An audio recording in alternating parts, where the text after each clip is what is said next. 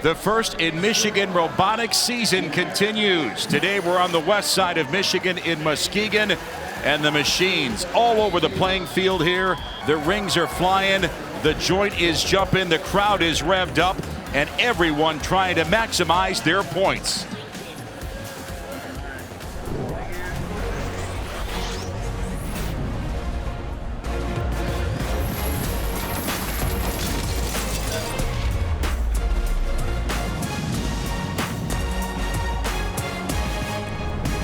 We welcome you to Orchard View High School here in Muskegon. The Muskegon District Event today presented by Rank. Welcome upstairs, Dan Gutowski along with Dan Kimura. Dan, the weeks that all these kids have been working so hard to try to fine-tune these machines, hopefully today for them it's starting to pay off. Yeah, so I mean, they don't find out the game until like the first weekend in January. They've been working nonstop to get here. This is our third week of district events, which means about half the teams here have played once already and half the teams are here for the first time. Amy McWhorter also part of our broadcast today.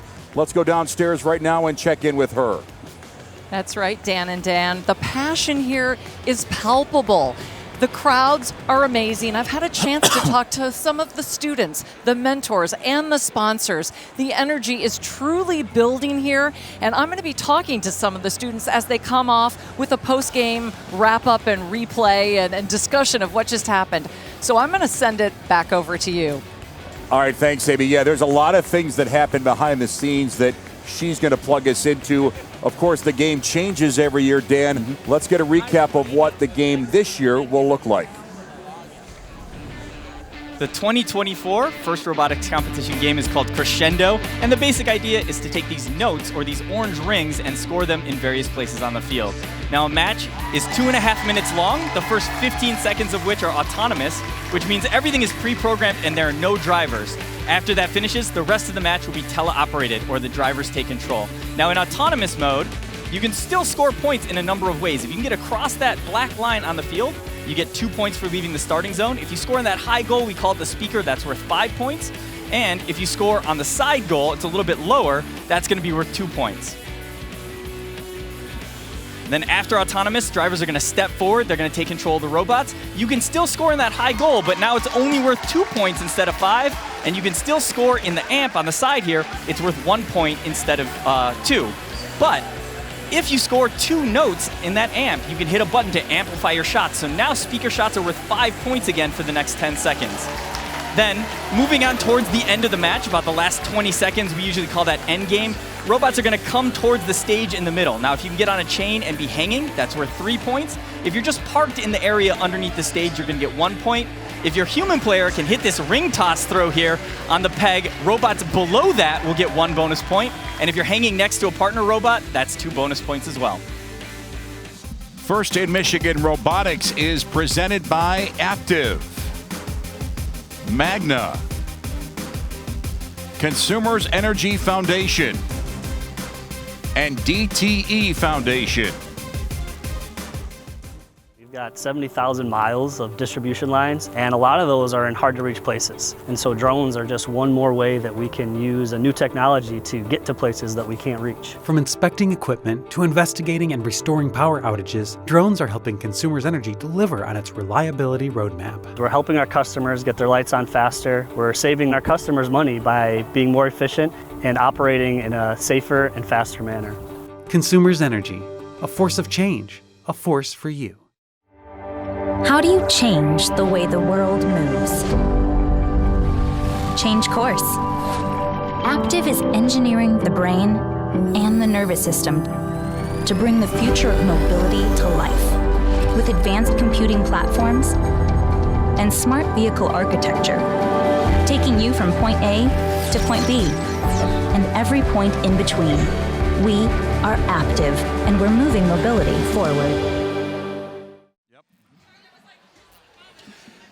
Okay, we're not exactly on time, but we're getting closer. Sometimes the sense of urgency isn't all there, so we're still a minute or two away from getting this first match of the day underway. This is the Blue Alliance number 8, Red Alliance number 1. Dan, let's explain first off explain how the alliances are chosen. Yep, so we've been here already for like 2 full days, and we play a bunch of random matches. So you get 3v3, but your partners and opponents are randomly picked. If you win the match, you get 2 points. If you tie, you get 1. If you lose, you get 0. You can get some bonus points if you score enough notes in a match or you have enough stage points.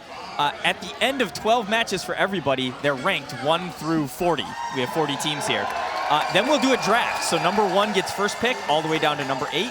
It's a snake-style draft, so 8 gets their second pick first and then all the way back up to 1. Then we have 3 robots that are now permanently an alliance based on the seeding. So the number 1 alliance, 3572, that is Wavelength. They were the number 1 seed, so they got first pick of every robot here. They chose 85, built on brains out of Zealand.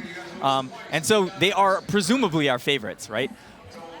Question though, we've got all these teams again are rooted in the western area of Michigan, close to Muskegon. But we've got Novi High School, Frog Force from the east side of the state. Why would a school want to come to a different geographic place than they should? There are a few things. Availability in your schedule is one of them.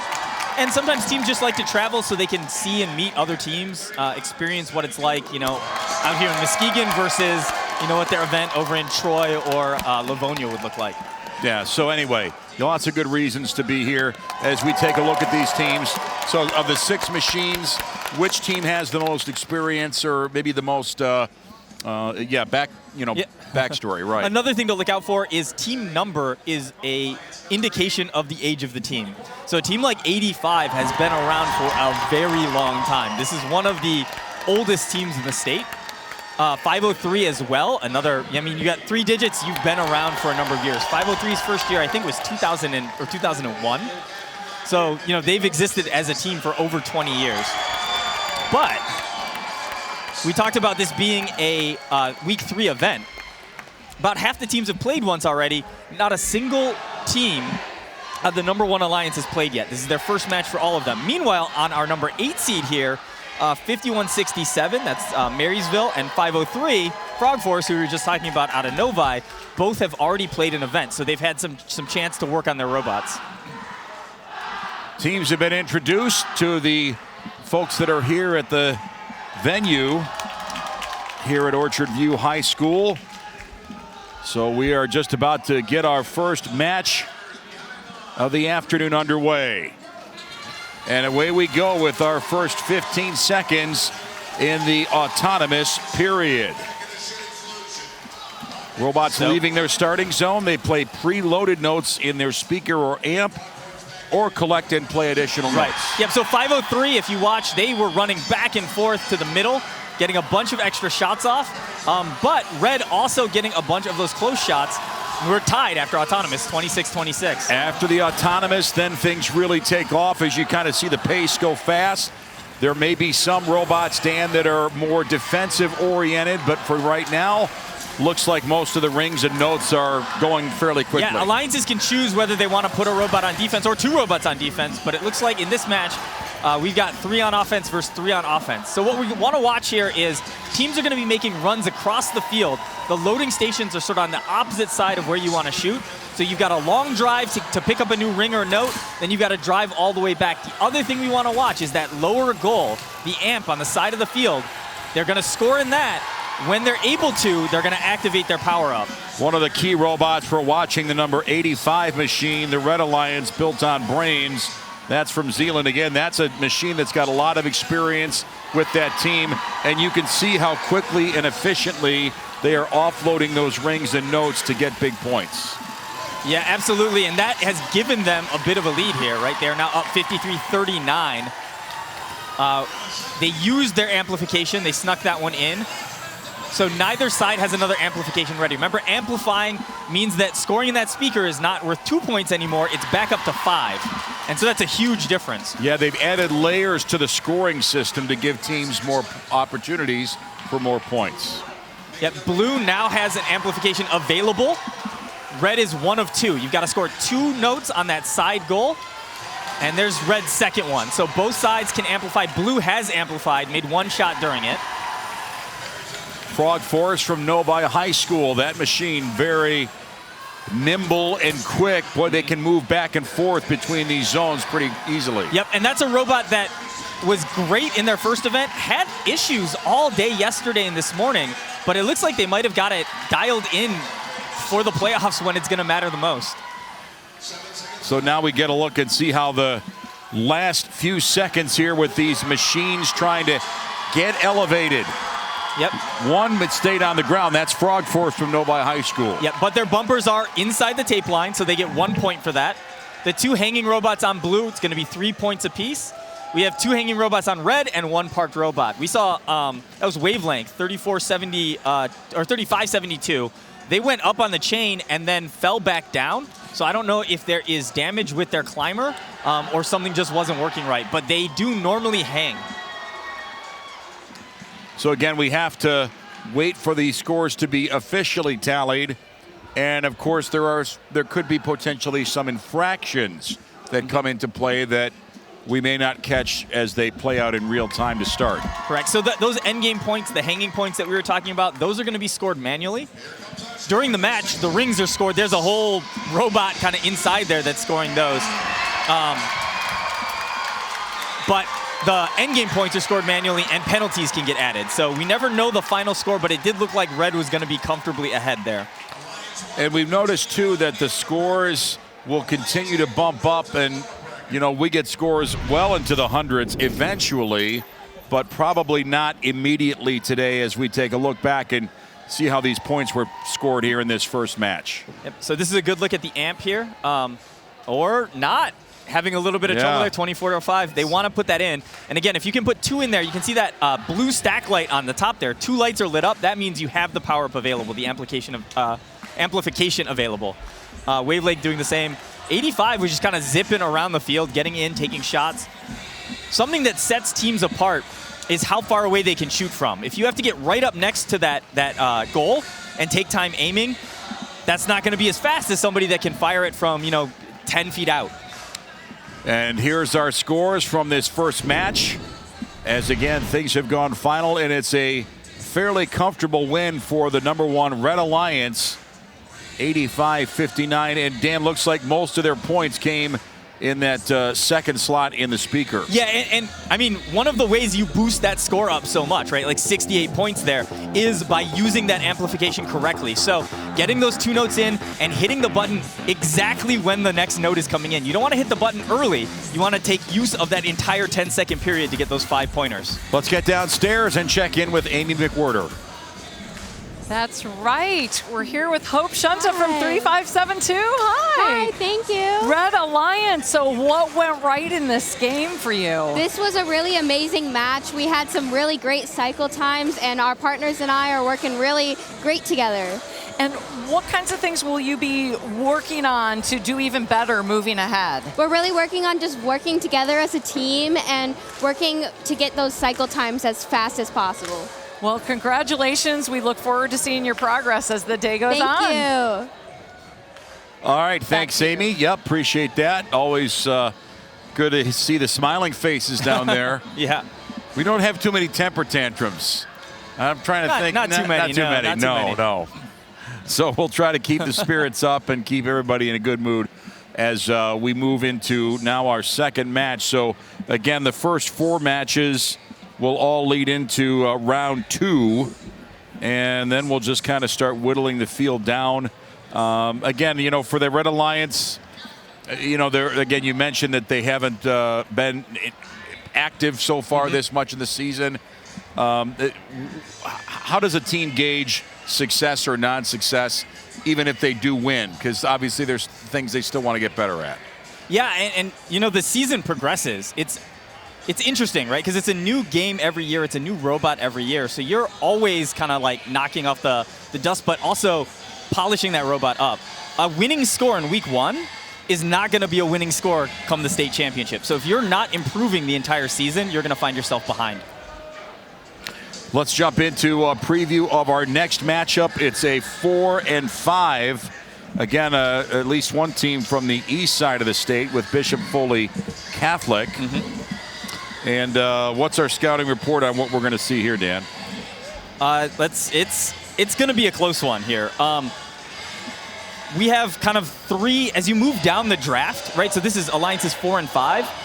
The third robot on this alliance should be better than like in the top couple seeds. So we're having, as we go down in seed, you have more of a balanced alliance, an alliance where all 3 robots can maybe score and hurt you, and that's what we're looking at here. So I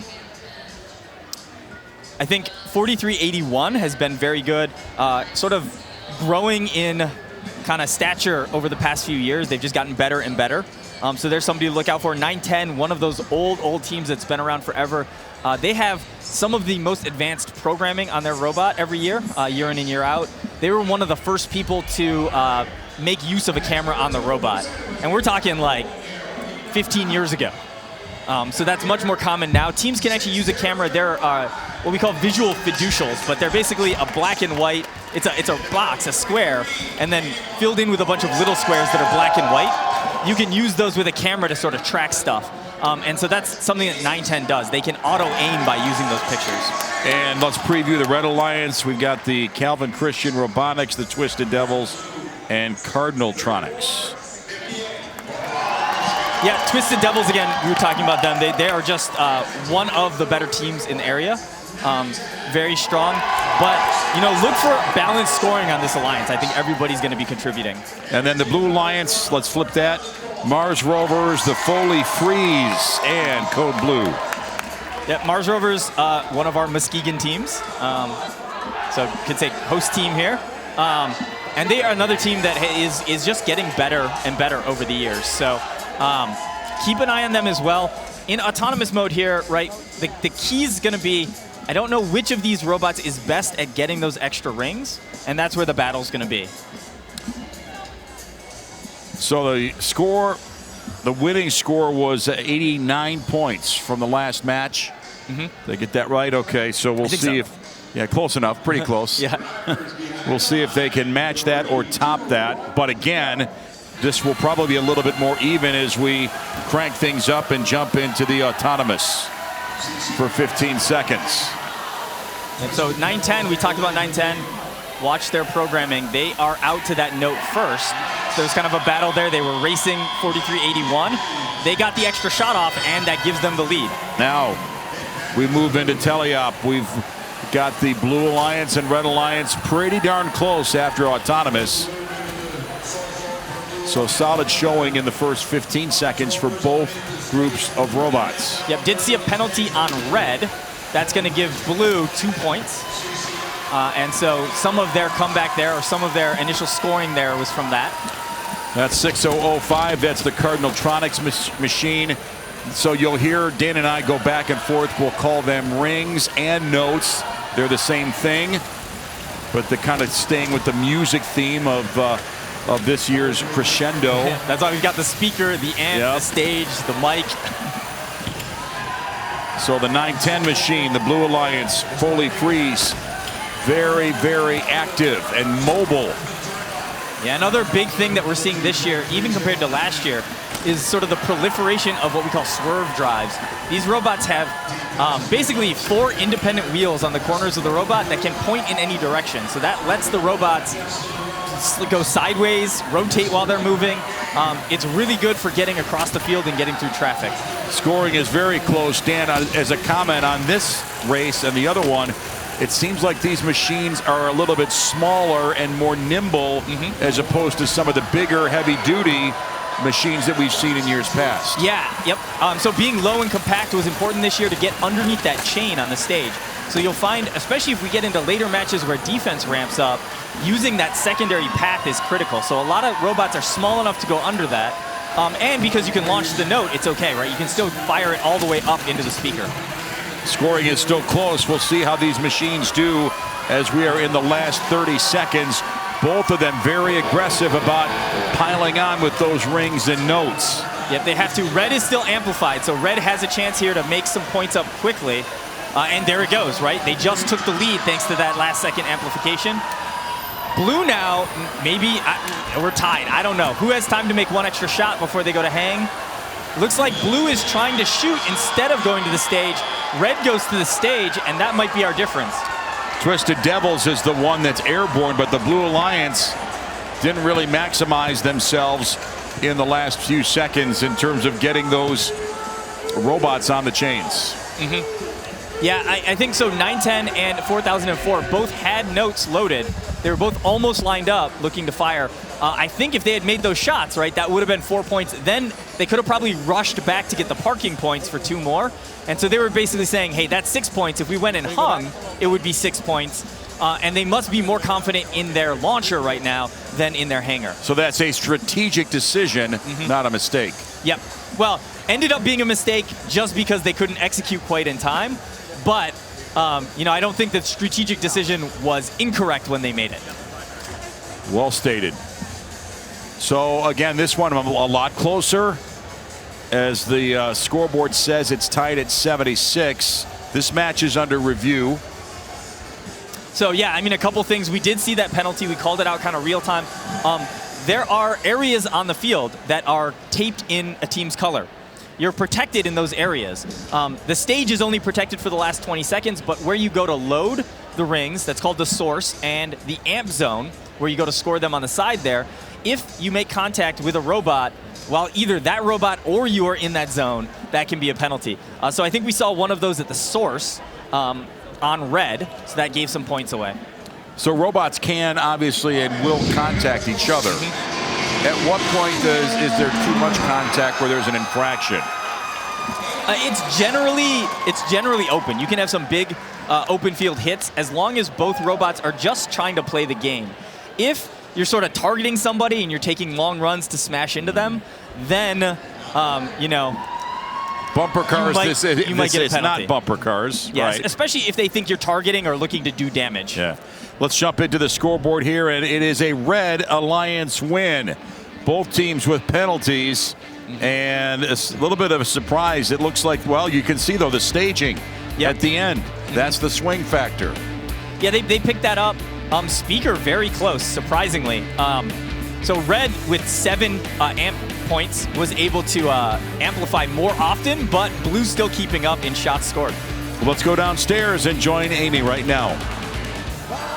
Yeah, we're here with Ada Boone from the Red Alliance. So tell me what happened in that match and what you're looking to do moving forward here. So at the beginning, Autonomous did not go as great as we wanted to. Our alliance partners, weren't able to hit our notes, but thankfully we were able to hit ours.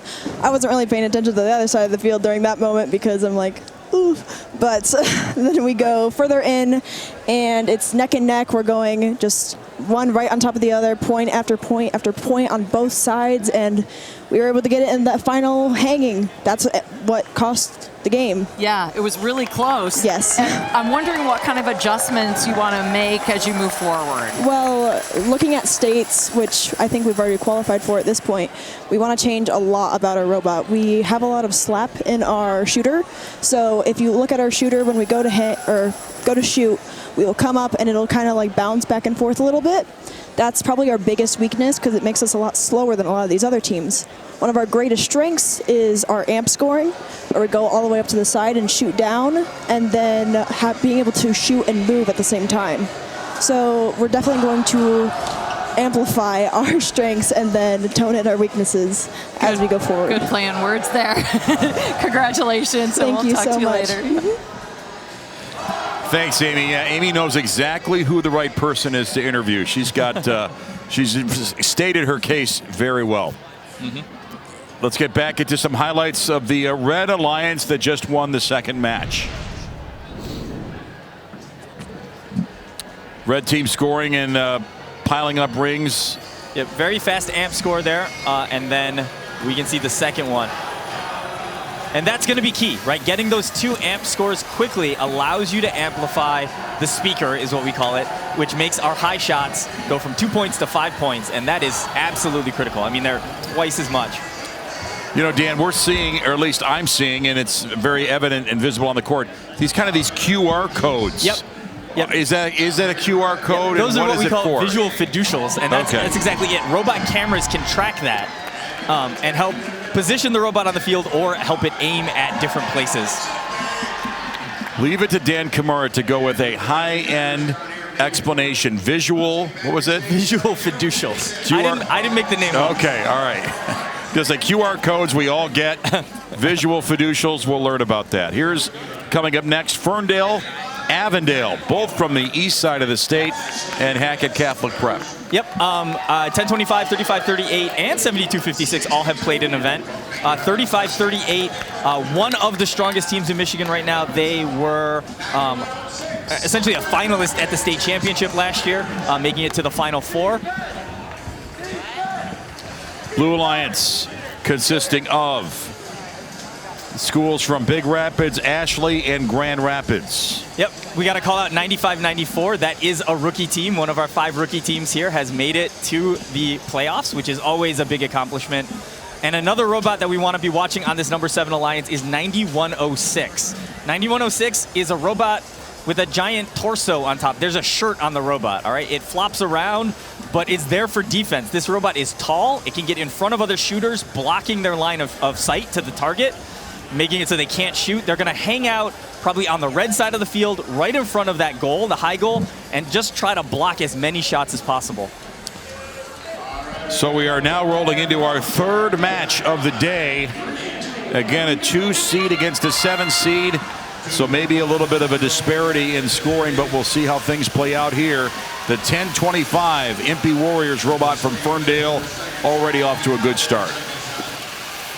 A little bit off on some of those shots. I think 35-38 shot low on their reload, but still 33-2. This is the question. Blue is going to be able to bring the defense, but they need to still score enough points to keep up. And there's one more thing we want to look out for here, and 35-38 is doing it. So watch 35-38. They're going to the source, grabbing a note, and they're firing it into that scoring zone. They're essentially playing, a feeder strategy. Just long home run passes. Yep. Because like if they're on the ground there, their partners can still pick them up and score them. Now this can be slower, but can be beneficial because remember, when you're amplified, you have 10 seconds to score as many in the high goal as possible. By having a bunch on the floor, they're able to fire those out quickly, but they're kind of dumping them in the corner right now, and 9106 is doing a good job of making it hard to get to them. Yeah, you know, defensive strategy can only carry you so far. Right. At some point, you got notes that have got to go in. Yeah, I mean, so here's the thing.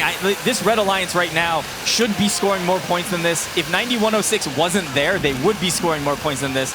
But Blue's only up to 9 points. They need somebody to find some shots on the blue side, or, you know.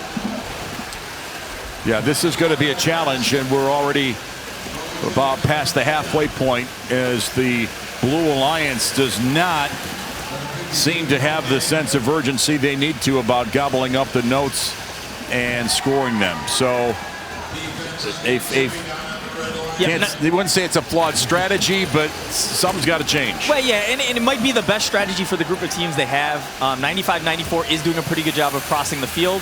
And 51-62 has been working on the amp, trying to get those things amplified.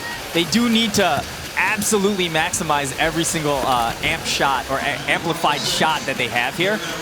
So we'll see. The human player, see, that was a mistake. The human player on blue amplified early and the shot missed. What he needs to be doing is wait until the shot goes in, because it actually takes a couple seconds for the note that goes in the goal to make it to the counter. So you can wait until you visually see the score before you amplify. So that was some points left on the board. And we can see neither alliance really is going to hang. Blue Alliance trying to do it late, but Red Alliance very late to jump into that. So yep, Blue Alliance was mostly focusing on the park points, just getting in the zone. They can wait very late for that, and they did. The Red Alliance probably should have gone a little bit earlier. They have teams that can actually hang on the chain, 35-38 and 10-25 for sure.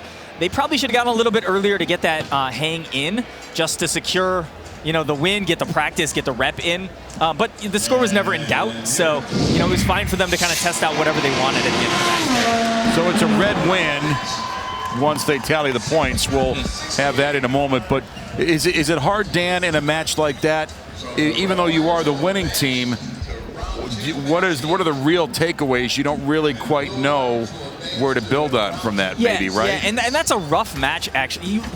As a high seed, like a number 2 seed or a number 1 seed, you want your first match to just go to plan. You want to give your drivers a chance to do exactly what they want and settle into it. But here, because of the defense, they kind of never got comfortable. So that's something where they might need their next match to help settle them down as well. So we go to a 65-16 final tally. So, I mean, just up everywhere, right? Across the board.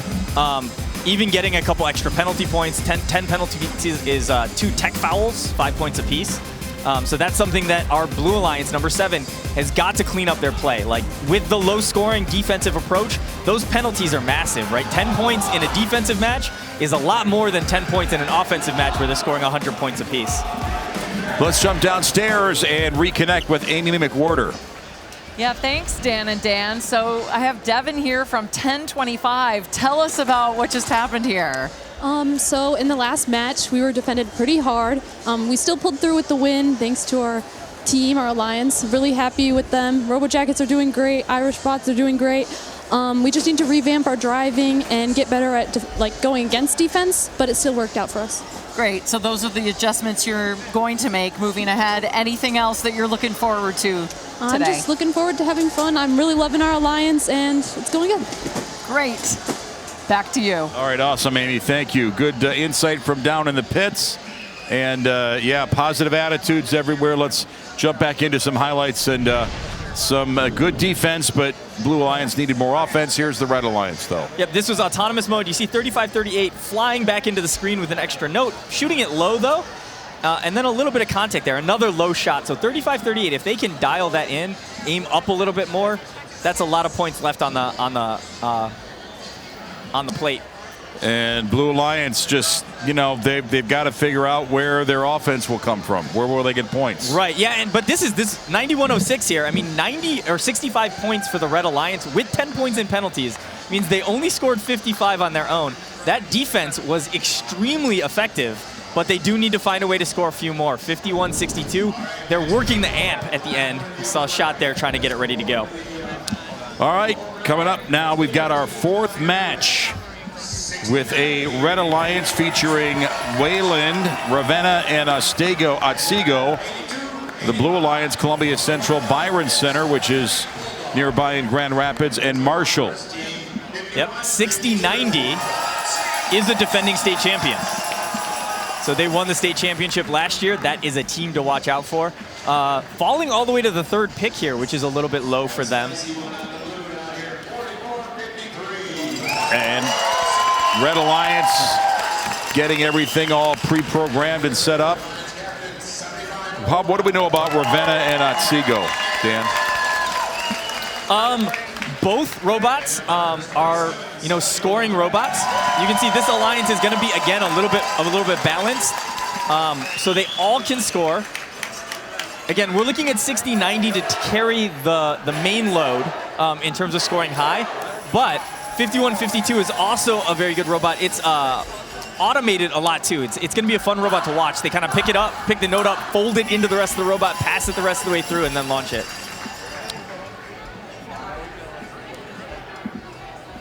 So again, we had a kind of a defensive struggle in the last match, but we'll see if things are open up a little more free-flowing offense in this 4th match of the afternoon. So we're starting to get a little bit deeper into the competition today. Blue Alliance, okay, bit of a problem. A little sluggish. On Red, 51-52. They did not drive where they normally drive during autonomous mode, so they left some points on the board, but enough to have an advantage, 29-21. Autonomous ends, and we'll see how things take off from here for the Red Alliance. They have a modest lead here at the 2-minute mark of this 4th match of the day. And 51-52, I just got past this interesting stat tidbit. They actually are the 3rd highest scoring robot in terms of average per match at this event. They're working the amp right now, or trying to work the amp. We'll see here. There we go. So on Red, we saw it done right. The human player waited until both notes went in the high goal, then he amplified. They're going to get credit for both of those as 5 points instead of 2. We can see a lot of activity kind of in the middle part of the playing field, but a little bit of blue self-imposed issues, right? Yeah, you got to stay clear of your partners.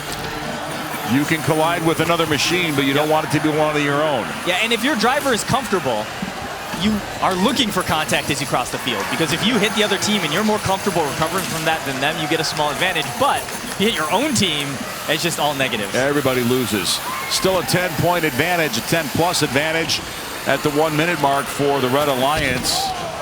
Otsego, Wayland, and Ravenna. And a little defense there, a hard hit put on by the Red Hot Chili Bots.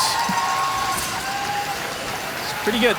Red is holding on to. They have an amplification available. They're just holding on to it. And there they used it. So look for Red here, especially if they can get one more shot off to jump up. But 82-85 is not moving. 82-85 is disconnected from the field. So despite the fact that they're lined up and ready to shoot, that robot is currently down.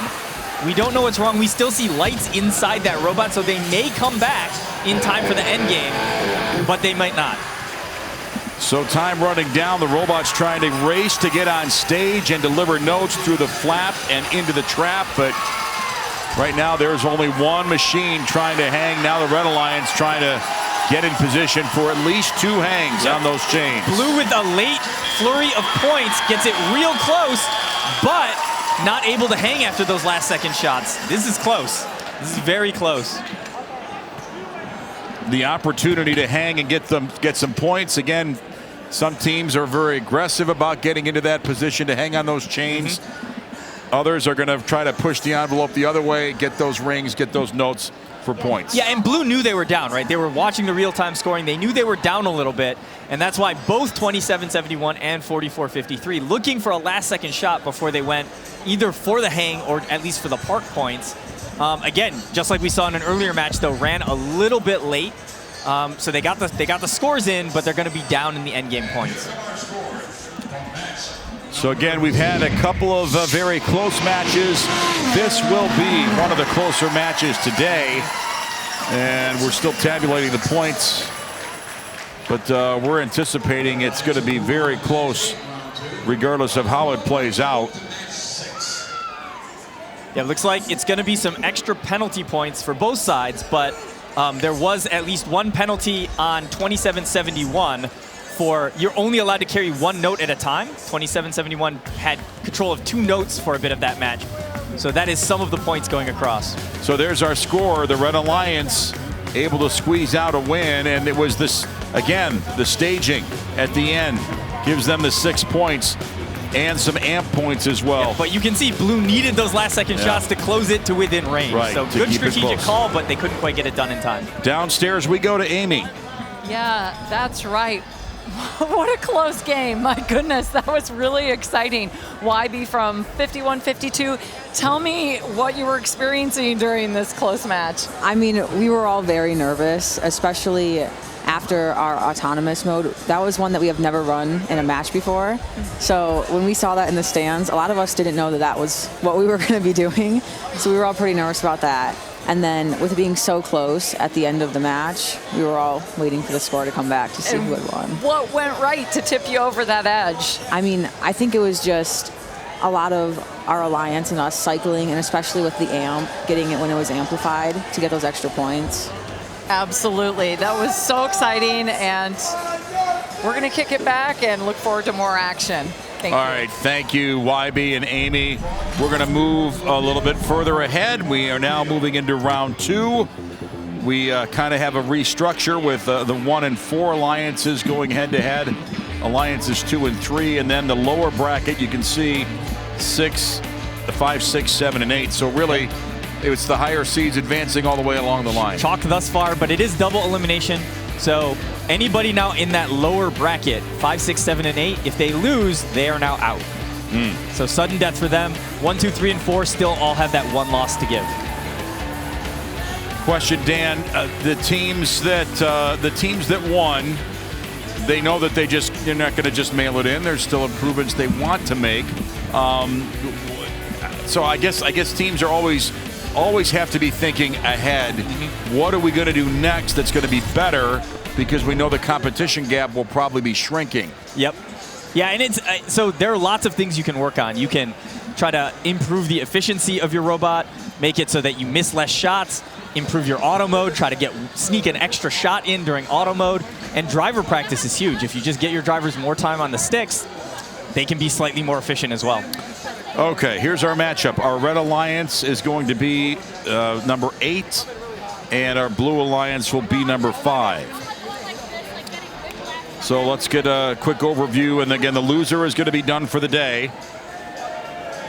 What do we think about these 6 machines, Dan? Yeah, I mean, so one machine that we want to keep our eye on is 503. So 503 Frog Force. We talked about them a little bit in the before their last match. This is a robot that won their event last week. They won that event by being one of the top couple robots at the event. They're on the 8th seed here. That means something happened, right? They got picked, I believe, 9th in this draft. Their camera has been acting up here. They've had trouble aiming. They've had basically all kinds of gremlins with the robot. So it was running great 2 weeks ago. They get here, they've got all of these problems. They've spent the entire tournament like battling these things, debugging, trying to get them working. And so if they can get everything running here, that would be quite the turnaround. There's the operators for the blue team: Bishop Foley Catholic, North Muskegon, and Homeschool Code Blue. Yep, a good, kind of good first match for them, even though they weren't able to win it. Still putting up 77 points. Our 8th seed only put up, I think, less than that in their match. So maybe the favorites here are the 5 seed, but again, I mean, there is a lot of variability on the number 8 seed, and that actually speaks to smart picking by the number 8 Alliance captain. If you're like 1 or 2 in the draft, you want somebody that you know what they're going to give you. You want the guy, kind of most consistent guy that's going to join you, and you guys can be consistent and put up your points. When you get down to like 7 or 8 in the draft, look, you're not going to find a consistent robot that lets you pair up and be better than the number 1 seed. So what do?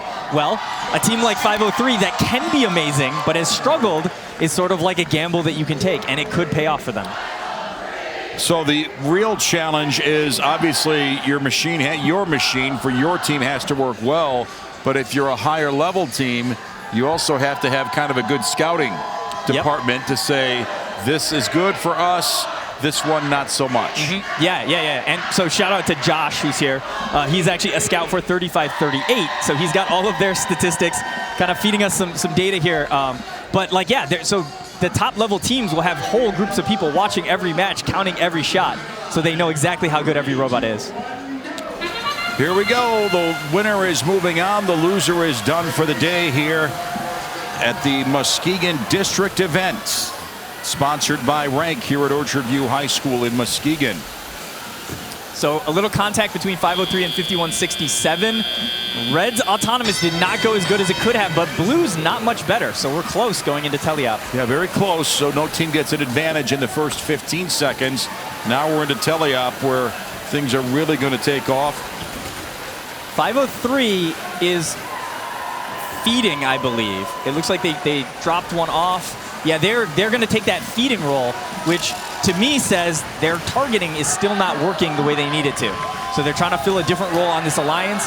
It could work. I mean, being able to feed your other kind of your forward right up there, we can just poach goals, can pay off. So the rings and the notes are flying all over the place here from the Red Alliance. Blue Alliance keeping it more on the ground. And the problem, as we see with some of the rings and notes, is they don't land where you want them to. It's just a wasted, that's just time wasted. Yep. But one of the keys is if you can get them close, when you amplify, you can really get the most from it. Blue right now, 9-10 is just sitting there. They're waiting. They want to amplify together with their partner. They have the amplify available. There you go. They waited for their partner to shoot. They shot together. Those are both worth 5 points instead of 2 each. That's like a 6-point difference. Yeah, strategic shooting, an element that has to be acknowledged here in this year's robotics events, and timing. Knowing when to shoot to maximize your point opportunities. Yeah, 24:05. You see them kind of spinning in place. There is a problem there. That note, that ring is stuck inside their robot. You're only allowed to carry one. So if they picked up another one to shoot it, that would be a big penalty. You actually will lose points doing that. So they are out of commission. If they can't get that note off, they need to switch to defense. But even then, with 503 not working the way they need to work, it might be too late for Red. Yeah, that's the Techno Trojans robot that's kind of definitely out of order, and they're just going to cut losses and go right for the chain and start to hang, even though there's still a lot of time left. Probably a smart move by them. Blue Alliance not aggressive about going to the chain, and they only got 10 seconds left to get somebody elevated and get some points there at the end. Yeah, and 24:05 probably should have made more use of that time. They've been hanging for 25 seconds. Blue, again, completely ignoring the stage points at the end, getting a few extra shots in. But, you know, with 24:05 down for a big portion of that match, it's looking good for Blue. Yeah, Red Alliance, again, we're not to the point yet. Maybe next weekend we'll start seeing scores in the hundreds. Yeah, we might see some here in the finals. Okay. They're capable of it, but we saw our number 1 alliance, our number 2 alliance, right, put up that 67, but against heavy defense. So there's a lot of room there for growth. And that is not meant to disparage anybody. We're not like saying, hey, you got to have, you know, 6-figure scores. I mean, this is a learning process, and you're learning a lot about your teams and your robots right now. Yep, and we have to recalibrate too every year, because every year the scoring is different, right? Yes. So 100 points this year at this point in the competition is a very good score. We're looking at solid scores in the 90s, upper 80s and 90s would be a solid score, and great scores. You know, we have seen some scores over 120. So there's your winner, the Blue Alliance, number 5, with machines from Bishop Foley Catholic, North Muskegon, and the Code Blue Homeschool. Yeah, again, I mean, like 10 points, and 24:05 was out for at least, you know, a few shots. And if those were amplified shots, if it was 2 amplified shots, we have a tie. So really, really bad luck there for number 8. They were kind of like, I think they were maximizing their robots. They were finding strategies that got them the most out of what every robot was capable of doing, but a little bit of bad luck is all it takes. And for the winning Blue Alliance team, hey, you advanced, that's good. 54 points is not going to keep you busy much longer today. They got to find a way to do a little bit more. Let's get downstairs and reconnect with Amy McWhorter. Okay, we're here with Libby from the Blue Alliance and Reese from the Red Alliance, and we want to talk to Reese first, actually, and kind of get your take on what happened in that match. So in that last match, we had a little bit of mix-up. The other team, the winning alliance, did a really good job of trying to defend us. They did an excellent job of defending. I think we did great during that match. We just need to work on kind of smoothing our movements a little bit. We were kind of locking up and freezing up. Unfortunately, my controller for our robot was mixing up a little bit. So fortunately for the next competition, we'll have that fixed and ready to go. So overall, I'm really proud for the turn-up that I ended up. That's great. Yeah. And we're proud of you, too. Thank you so much. Thank you. And Libby from the Blue Alliance, you're Hello. moving on. Hi. So tell us what went right for you in that match. What went right was our communication overall on the team, of course, but then overall the whole alliance, our drive coaches talking to each other. We were really good people to work with, all of us together. We've been together in previous matches, so we really kind of knew what worked for us already. A lot of strategy went into that match between amping and speakering so that we had amplified shots, and then just really slowing down and making sure we weren't getting overwhelmed with all that was going on, all the excitement that was there, and just really slowing down and making sure we're not missing anything. That has to be a key part. I love that you focused on communication. Absolutely. Good luck, and let's toss it back to Dan and Dan. Thanks, Amy. Appreciate that. Dan, you want to bounce off that? Yeah, and we called that out in the match, right? We saw 9-10 in position to shoot. They could have taken the shot right away, gotten 2 points for it. Instead, they waited a few seconds for their partner to get up to join them so they could both shoot on the amplified goal for 5 points a shot. You know that. Let's underscore that a little bit. Well, we'll do that. Let's get some replays first and see where the Blue Alliance again. They didn't blow anybody's doors off, but it's advance, learn, and improve. Yep, for sure. And we see 24:05 here trying to work that amp before they got the note stuck. And then they're going to put the second one in. And it's that second one. You got to score 2 of them that unlocks the power-up. So now they're ready to take some amplified shots. Here is where, see the human player just waiting. He hits the button as the shots are going in. You want to make sure those shots go in. If you hit that button and you are not making the shots in the high goal afterwards, you are wasting the amplification, and that is going to cost you. You know, that underscores something that we don't always get a chance to talk about, and Libby did a good job of explaining it. The teamwork component. It's not just about smart gearheads building robots. It's about how you interact and engage with, you know, teammates that are new to you. You don't know them, they don't know you. That's all a key dynamic of how these teams are successful. Yeah, I mean, match strategy and teamwork is very important. Like, the best alliances will sort of have a script. You can see some alliances collide in the middle of the field. Some alliances, they just seem to glide past each other. And those alliances have talked about it. They know kind of what the primary path for each robot is to take. They know if you have two robots coming towards each other, you're going to dodge to the right and just avoid those getting stuck in the same area, getting in your partner's way.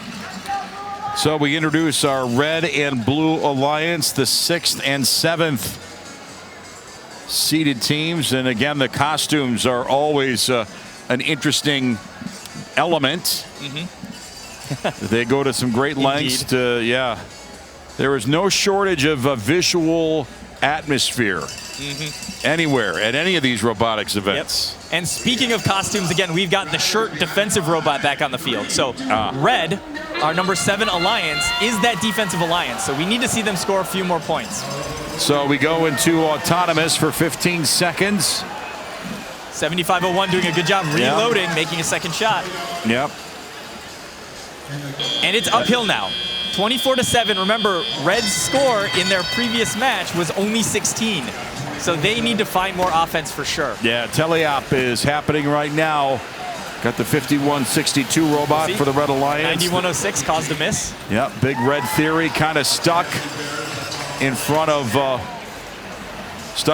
one of the amp zones and really not doing anything. So that's going to drag things down for the Red Alliance. Blue Alliance, a little bit of a slow effort here too, but another miss caused by 9106. I think they've already got 2 blocks or hits at the point of release. We'll see, but it really comes down to kind of 95-94, that rookie team that's going speaker.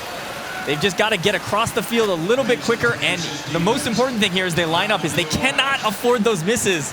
If it takes you an extra couple seconds to line up, they have to do that just because of how long it's taking them to reload. Yeah, the Red Hot Chili Bot machine for the Blue Alliance moving very actively back and forth, but boy, there is a scoring challenge on both sides of these alliances. We can see the points are not going up by much. 27-71. Something is wrong. They are sort of like creeping around the field. Normally they're very fast. They're not loading stuff. They're in the way of their teammates. It's almost like something was wrong with their swerve drive for a bit there.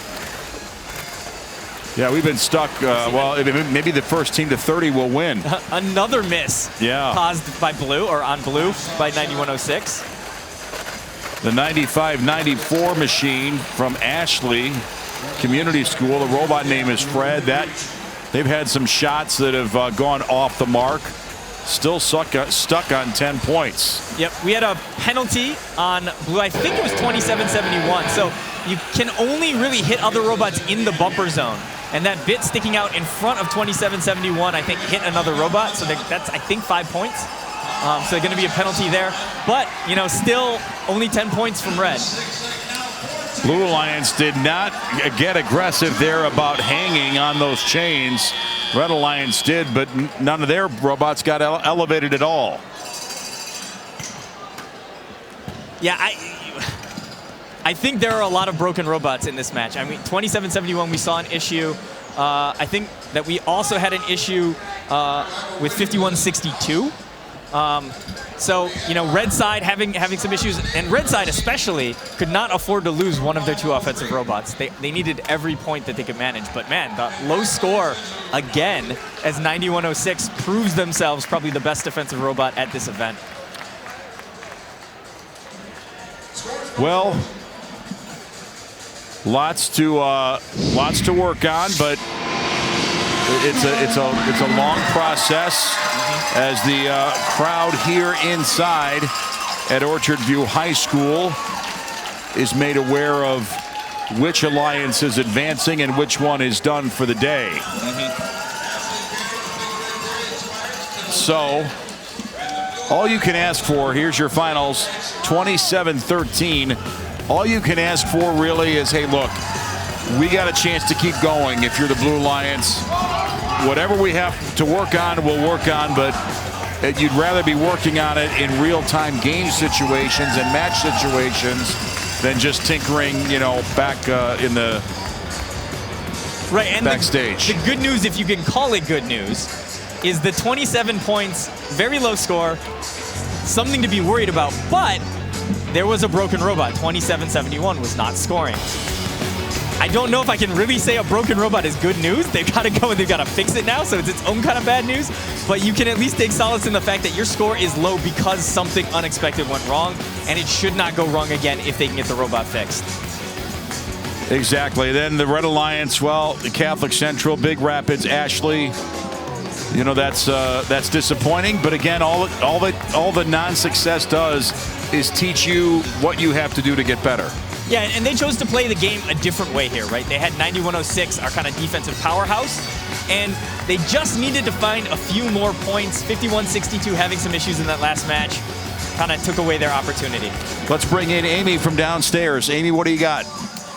Hey, well, we have a couple of folks here with us. We've got Bryson and Paige, and I'm going to let you guys tell us what went right and what you're kind of working on moving forward. Let's shoot it over to you first, Bryson. So our first problem, we obviously tore up a ring. We lost our entire wheel, but it came out with a win.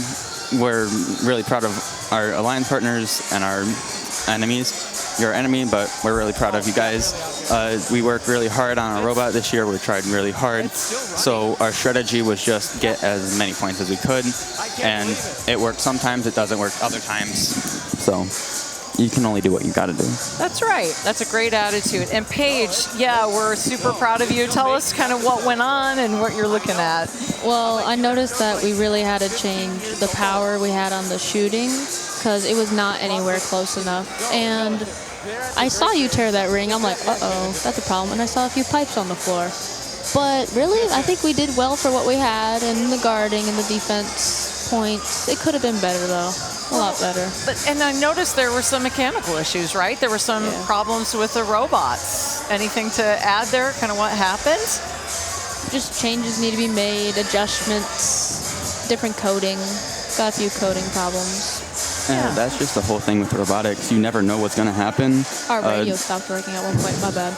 Radio, too. We've had several issues with competition, but we're here right now. We're going to try and go as far as we can. And you guys keep doing what you're doing. Next year, States, keep going. That's right. Best rookie team I've seen in a long time. This is the spirit of camaraderie and resilience. Love it. Thank you both so much. Congratulations. Back to you. Thank you. Thanks, Amy. Very well said. Yeah, there's, you know, hey, we're just here to learn, and it's just a matter of taking what the teaching lessons are, move forward, and benefit. Yeah, and I mean that was a rookie team, right? The 7C captain there, and it's rough, right? They were kind of put in a position where they had to carry the offensive load for their whole alliance, and they did their best, made some shots, but ultimately not quite enough. So let's see some replays from the last match. Red team just, you know, really could not get into any kind of comfort zone. Yeah, here's 9106 though, just making misses everywhere, just being a nuisance, being big, being in the way, making it so that you can't settle in and make the shots that you want. And here's 5162. You know, we got that PVC pipe on the ground. That intake, right? It's just something is off there, right? That ring not going into the robot was a consistent problem for them, and they were, again, really, really critical for that alliance to get some extra points there. And, you know, great even keel analysis. You know, it's like, hey, PVC pipe on the ground. Okay, no big deal. You know, just keep moving. It's about what's next, not what's just happened. So here we go with Alliance 1 against Alliance 4. And scouting report on this one, Dan. I mean, Alliance 1 we saw kind of win relatively easily over the 8th seed earlier. Put up the highest score, I believe, thus far. I think we thought it was an 89. The 4 seed, though, put up an 88. So I think we're going to see 3 robots on offense for both of these. Last match, we had that defensive slugfest. I think we're going back to 3 on offense versus 3 on offense. And it's just going to be about who can put more notes in that speaker. So again, we are now moving into match 7. Match 7, we're going to go all the way to 13 matches before we get to the finals. So we're still just kind of ramping things up here on this Saturday. Yep, got a bit of a thumbs down. That just means they're making sure that their robot's connected. They've got all the right settings put in, so to be ready to go. And it looks like we're ready. I think a couple questions for our head ref. Now the head ref is ready, so field is ready. We should be underway. Again, we got to watch autonomous mode, 85, 35, 72 on red, both very good in auto mode. So 86-12 needs to do their best to match them. And away we go. Good start for the Red Alliance. Blue Alliance starting to shoot those rings right away with the 86-12 robot from Calvin Christian High School. Yeah, blue, I think, took more shots, but missed more. So red is coming out on top. Yeah, that's a really good start for the Red Alliance. That's the best autonomous start we've had today. So the good news is when you miss your shots in auto, they are right by your goal. So you didn't get any points for them yet, but they're sort of in the bank. They're not going to get you 5 points when you score them, but they will help you catch up. And they're nearby, so if you can be quick and efficient, you can do some damage. There's the 85 built on brains machine from Zealand, making a note, grabbing some notes to. Yep, blue about to amplify. Oh, but a broken ring comes out. 86-12 fired a broken ring, so they missed out on an amplified shot there. Frustrating for sure, but still not much separation between red and blue here at the minute 30 mark. We'll see tech foul on red. You know, there might be an issue here. We got to keep an eye on the blue amp. There might be some issues. 86-12 trying to get another ring in there, and I don't know if there's something wrong with that robot, but they left scoring position and are taking up a defensive posture in the middle of the field. So 86-12 might be damage. Twisted Devils gets one hung up in their scoring zone in the subwoofer. So we saw the amplification happen out of blue, but I don't think it was when they wanted it to happen. So we also have a broken ring half in the goal. There are some issues here. Hopefully the field is operating as expected and we're just not seeing what's going on, but I think there might be some issues with the blue amp. Wavelength, the Red Alliance machine, just putting home a note there. Again, they've increased their lead a little bit, and that's going to put some pressure on the Blue Alliance to make some noise when they start to hang on stage at the end. Yeah, and 86-12, again, has not shot since we kind of brought that up earlier. They took that defensive posture. Looks like they will be able to climb, or they think they'll be able to climb, so they're in position for that. Blue Alliance has one machine ready to hang on the stage. Now 2. Red Alliance all in. Big cheer. Positioning. Yeah, big cheer from red as they hit, the human player hit the ring toss shot. It's only worth 1 point, but it's still exciting. So on the surface, it's going to be a Red Alliance win here in match number 7. We definitely have a bit of a discussion going on to make sure that that scoring was working right, that the field was working correctly. So they will have a discussion about that before we get final scores.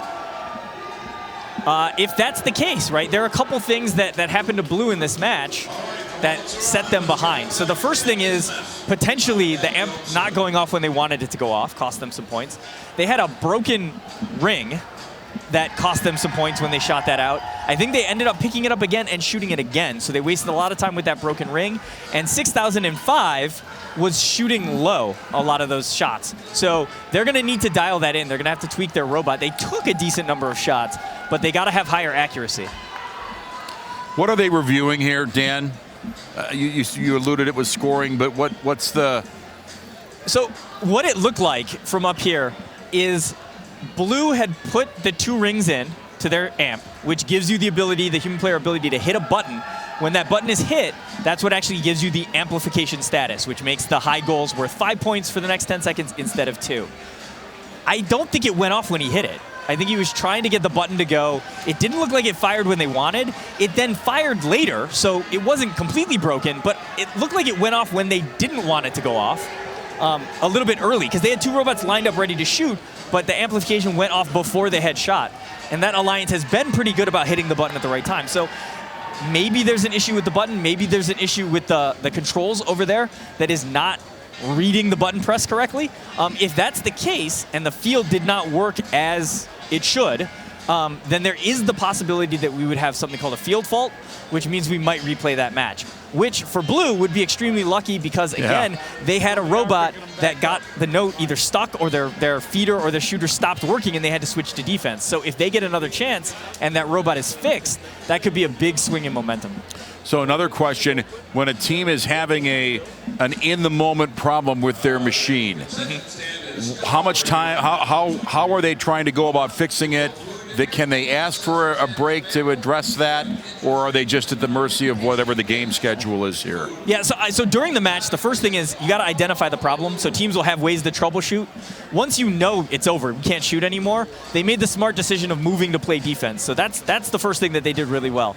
Then as soon as the match is done, they're going to get to that robot as quickly as they can and start diagnosing the problem. You have only until your next match comes up. So we're playing this series of matches. We sort of have this round here, which consists of matches 5, 6, 7, and 8. Then we pick it up with match 9. There's a small break between match 8 and match 9, but essentially you just have while the other people are playing to get ready. There are longer breaks later. You know, we got a great camera shot of everybody working in the huddle. Usually this is where Dan Kimura can identify every single person in the shot by name. I'm not really going to put you on the test on the test, but usually that's your. Eventually, you're going to ask me that, and it's going to be somebody whose name I forgot, and then they're going to be offended. Yes. And I'm going to have a problem. Perfectly played. It was Preston is our head ref in yellow, and our 2 FTAs are Josh and Jimmy that we're kind of having that discussion. Oh, Kimura, I cannot get one past you. Here's the replay. Red Alliance obviously operating at a high level. Yep. That was autonomous, getting some extra rings and extra scores. Here we see 86-12 still working this early in the match, feeding it, and then that would be the second, I believe the second amp feed here. And yeah, you can see they passed that through. We can see it in the replay. That blue stack light on top of that amp there, when they put the second ring in, that second light should have lit up. They already had one light. They scored another one. That should have been the second score, and it didn't read. I think we might have an issue. And we have issues when they have issues. Field faults drag things out a little bit. When technology is your vehicle, yes. Sometimes you're beholden to the technological gremlins, the bugs. So the bugs. Yes, we are at the schedule of the robots and the field. Yes. Technology is a precarious thing. So here we go. Watch it again. They put that, well, we're going to switch away. We're going to watch them hang. This is good practice for our Red Alliance. Getting hooked on. And that looks like they waited a little too long. Right? Yeah. They're not up in the air there. Okay, this discussion looks like they might be talking about when to replay a match. I don't know, of course. I don't know for sure. Yeah.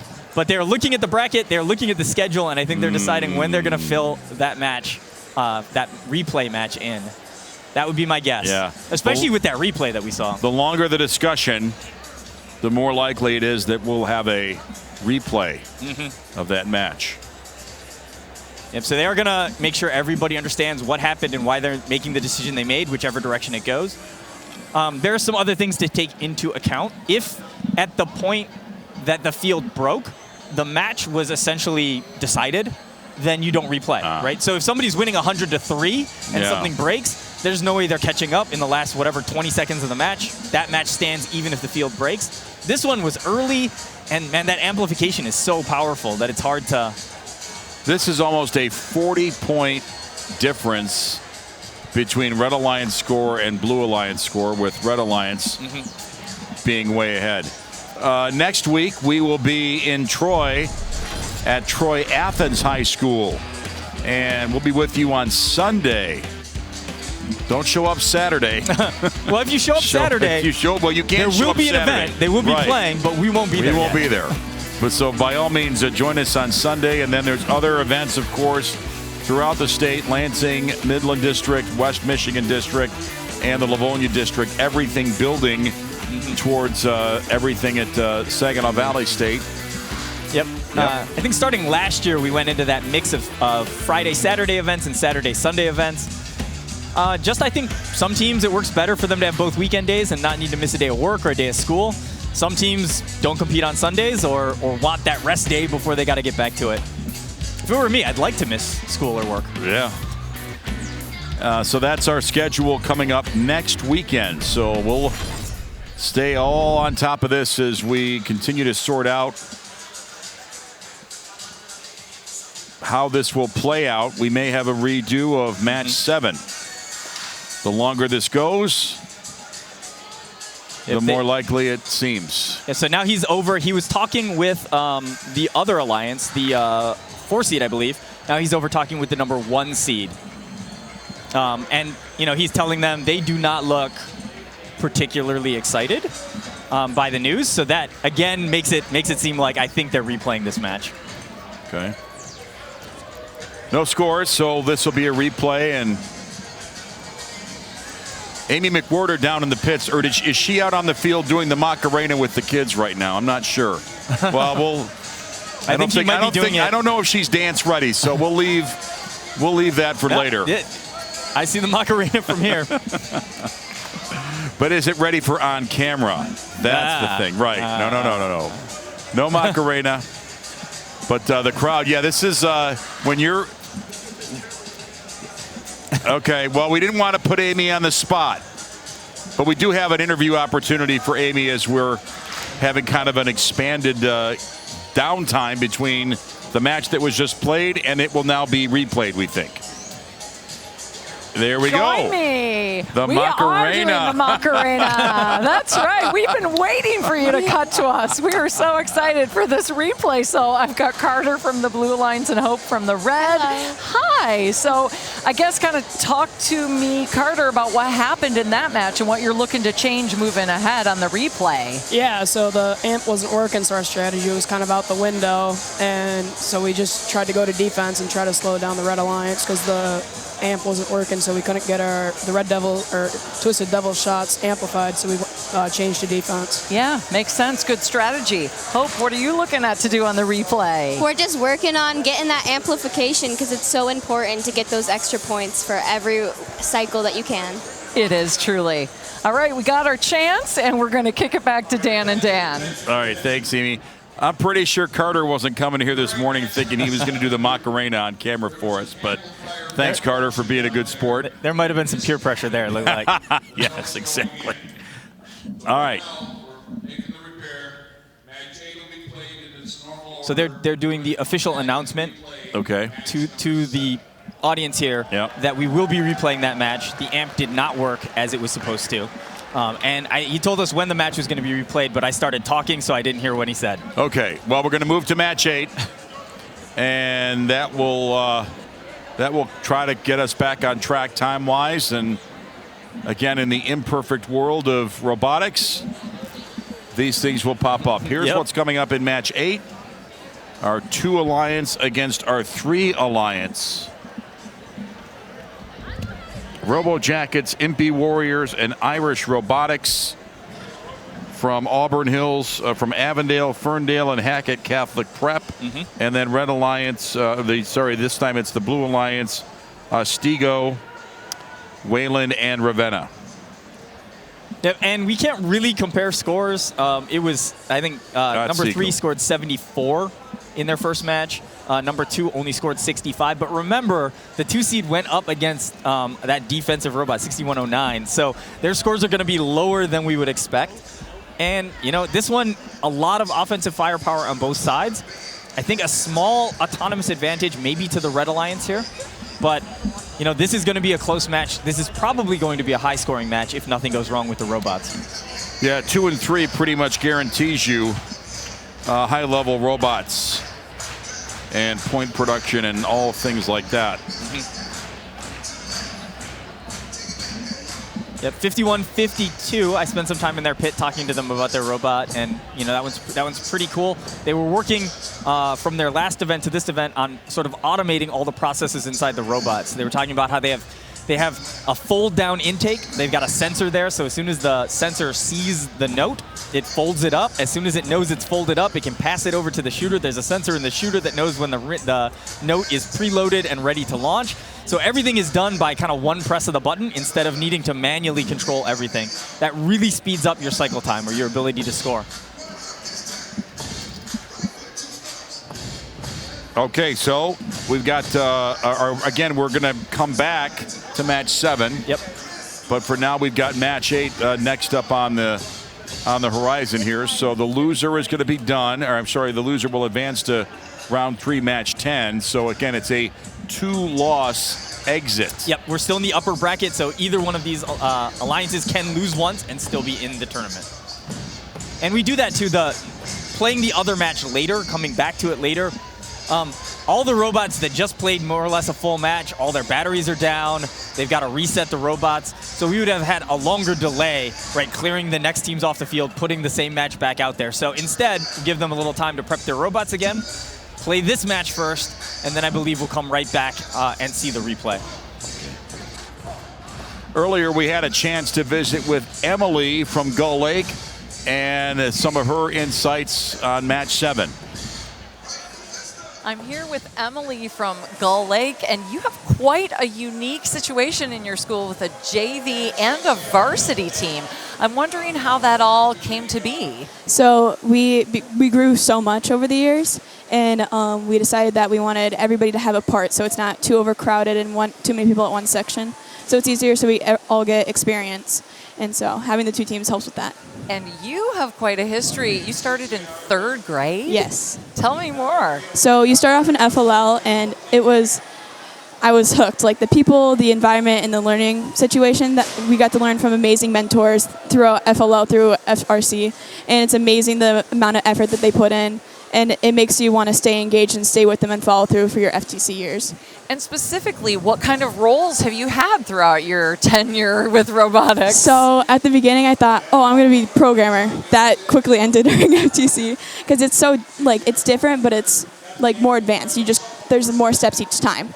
And then I liked building my 6th grade year, and then 7th grade, I had this amazing junior mentor. So the varsity students get to come down and junior mentor for us for our FTC teams, and it was awesome.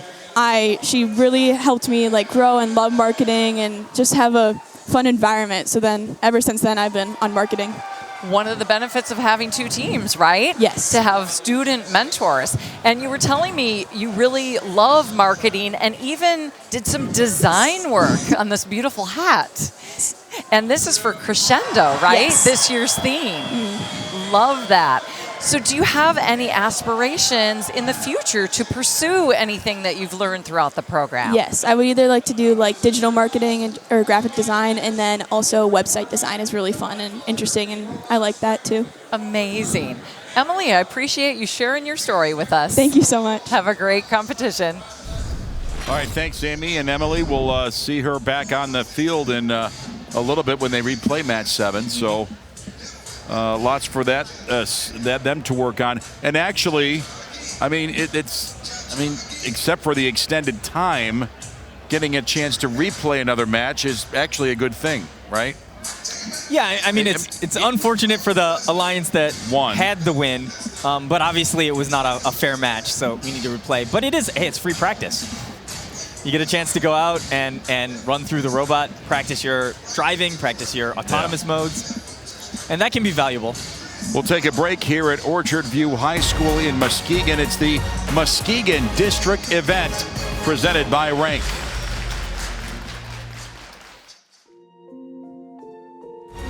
We're leading the energy transition in Michigan and creating opportunities for our youth to help us get there, like the environmental fellowship programs we support. The overall mission of the Huron River Watershed Council is to allow interns and volunteers to be able to contribute to water improvement projects for the Huron River. I became a fellow with HRWC. I think the program is super important for not only organizations such as HRWC, but for young professionals like myself, you know, who look like me, who come from where I come from. A lot of the work that I did with the fellowship and that I'm continuing to do now in my career pushed me in the right direction, so I'm definitely excited for what the future holds. We know it takes all of us working together to create meaningful, lasting change. Thank you for joining us on our journey, collaborating towards a better tomorrow. Together, we will continue to be best for the world.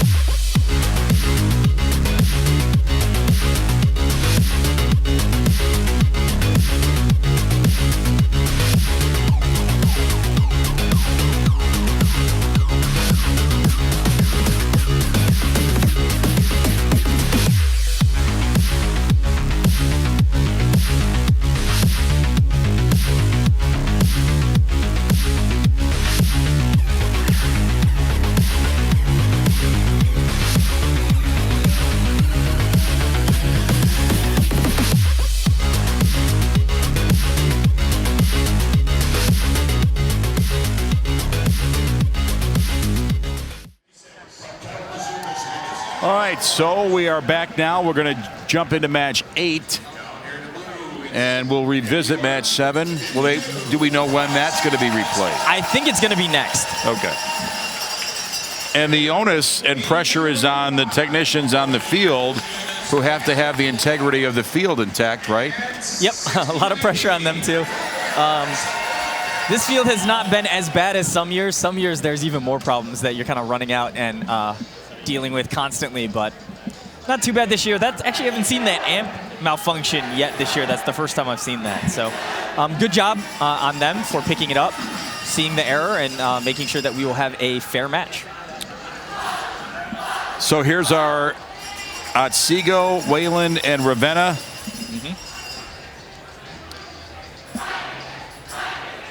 Again, 51-52 and 60-90. Watch them in auto mode. They're both going to go for extra rings.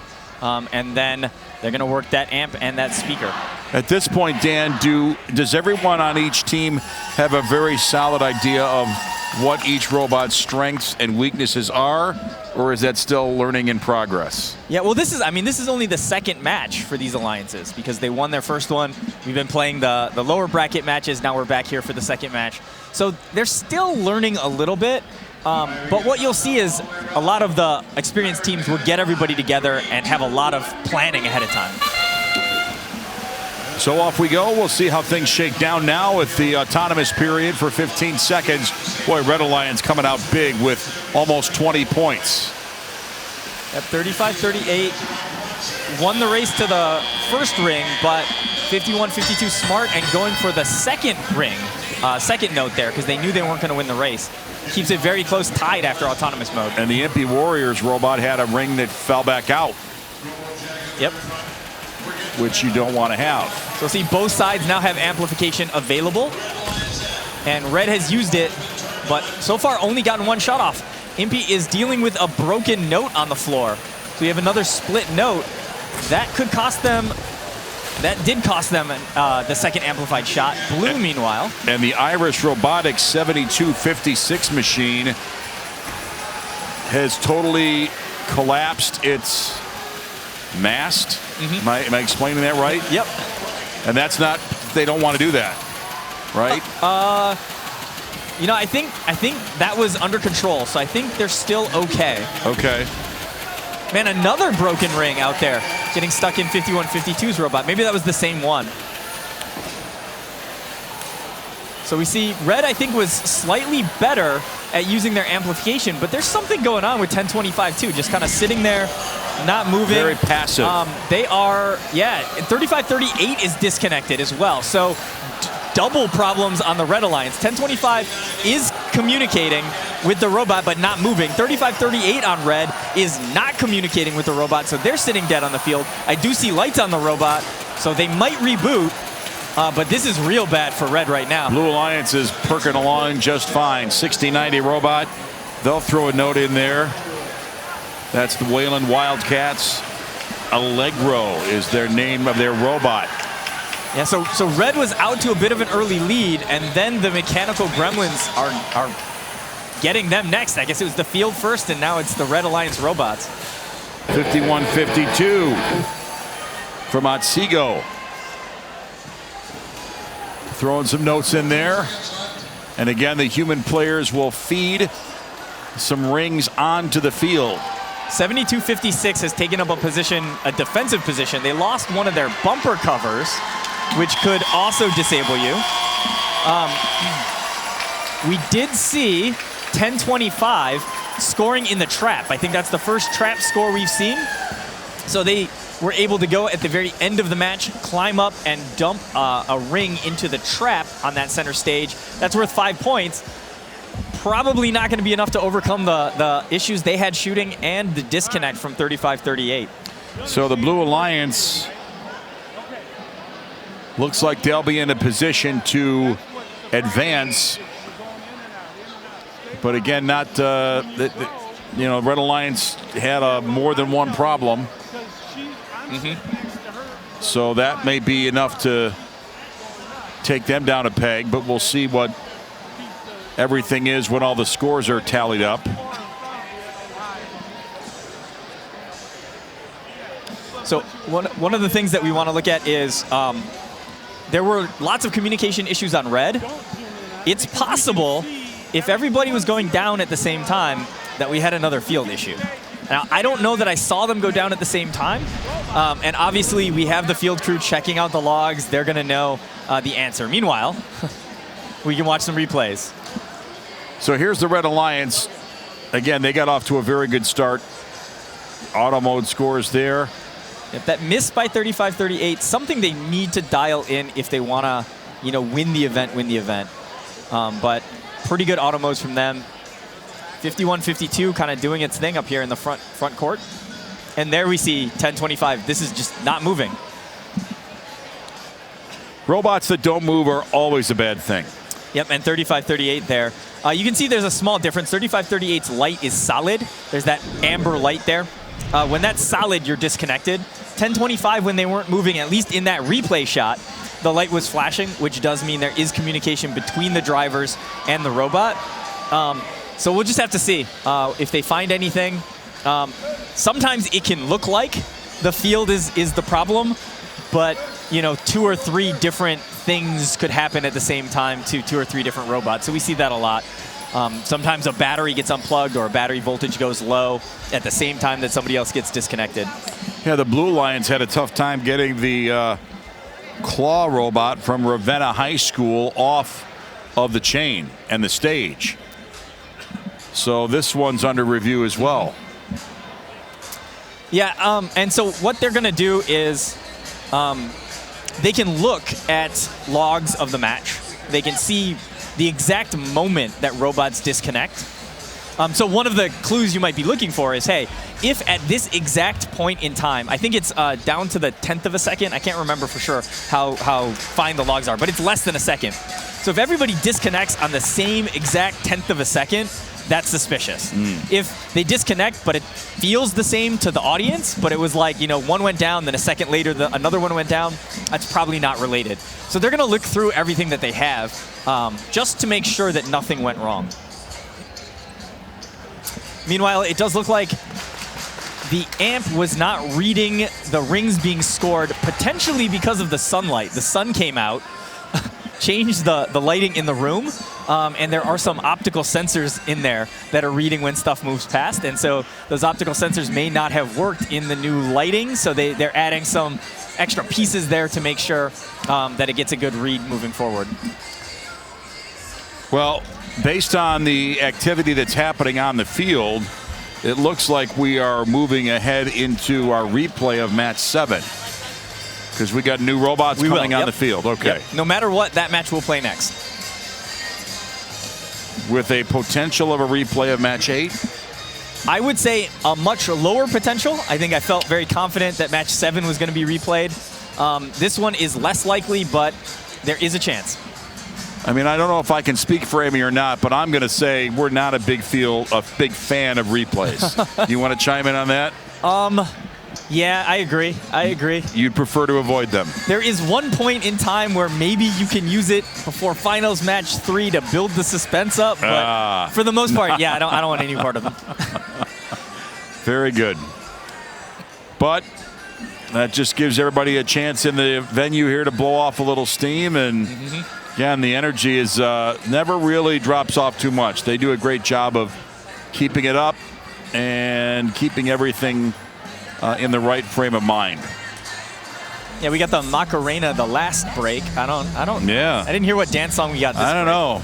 And we don't want to, put too much pressure on Amy. She crushed the Macarena. Yeah. Let's be honest. But we don't want to have to, go back to the well too often. Right. Does she have the cha-cha slide? Right, I know. That's, again, we got to be patient. So we still are waiting for the field tech crew to kind of get all their ducks in a row. What do you think they're talking about? So they're just discussing, like, hey, what happened? When did it happen? And then, what was the impact, right? Just making sure that, was it the field's fault or was it the team's fault that things disconnected? Although team's fault is it's a broad category. Sometimes, essentially, if it's not the field, then we say it was the team's fault. But sometimes, it might be some device they have stopped working. All right, we're still waiting for a final tally of points, but let's get downstairs and connect with Amy. Yes, I've been waiting again for you to cut to me. We do have all the dance moves here. The music is excellent. I can make your hands clap to answer your question, was the song playing? I believe it's Fits in the Tantrums, is that right? Yeah. Yeah, thank you. Devin from the red team, Brennan from the blue alliance, the red alliance. We don't know the results yet, but we're going to find out how that match went for you. Well, I'd say that match was nothing short of very frustrating for us. 6090 hit our driver station and all of our robots lost connection. We literally couldn't communicate with our robot at all. We were able to regain connection when we unplugged and replugged in our controllers, but we're hoping for a replay. Yeah, absolutely. And Brennan, how about you? How did it go? Any adjustments you want to make? I think that the match went really well for us. Our game plan worked, so our plan was for 6090 to toss notes over to us where we could put them in the amp, amplify the speaker, and put the speaker in. I mean, we did have a hiccup with the note getting ripped and stuck inside of our shooter, but I think everything worked out fine, and hopefully we can move on in the playoffs. Yeah, good luck moving forward here, and back to you. Thanks, Amy. So, if that is the case, robots, so typically in the past, a robot smashing into the wall, having something come unplugged or get moved, is usually just been par for the, it happens sometimes, right? This year, collisions with the driver station wall and other parts of the field have been so violent. These robots are moving faster, they're hitting harder. There was actually an update to the rules this year. It actually came out after week 1, I believe. This update then said, look, if you are hitting the field hard enough to cause problems, that is a penalty on you. So if they determine that the damage happened because the robot hit the wall harder than it should have been, then, so there is some discretion here for our referee to make a call. So it looks like we know technically what happened. So the FTAs, who are sort of the connection people, have done their investigation, decided what happened. Now it's going to be up to our head ref over here to make kind of the call on that rule and that update. Yeah, he is buried deep in that binder, so we are getting down to some very detailed. I think we're closer to 50-50 now on a replay. I think based on what we've now heard, there is a possibility here. I guess, and it can't even be called not a replay. It is possible that he could just call it for the other alliance, right? He can disqualify an alliance for some of these rule infractions, which would then mean that our presumed winner could be our loser in this match. Let's step aside here and connect with Amy. Earlier today, she had a chance to catch up with Mike Ferenz from Rank, one of our great sponsors here. With me here is Mike Ferenz, VP of Human Resources at Rank America. Mike, you are a sponsor. Rank America is a sponsor. Can you tell us how long you've been involved with the robotics program? Well, we've been a part of the robotics program for several years, and we've been the title sponsor and are very proud to sponsor this event.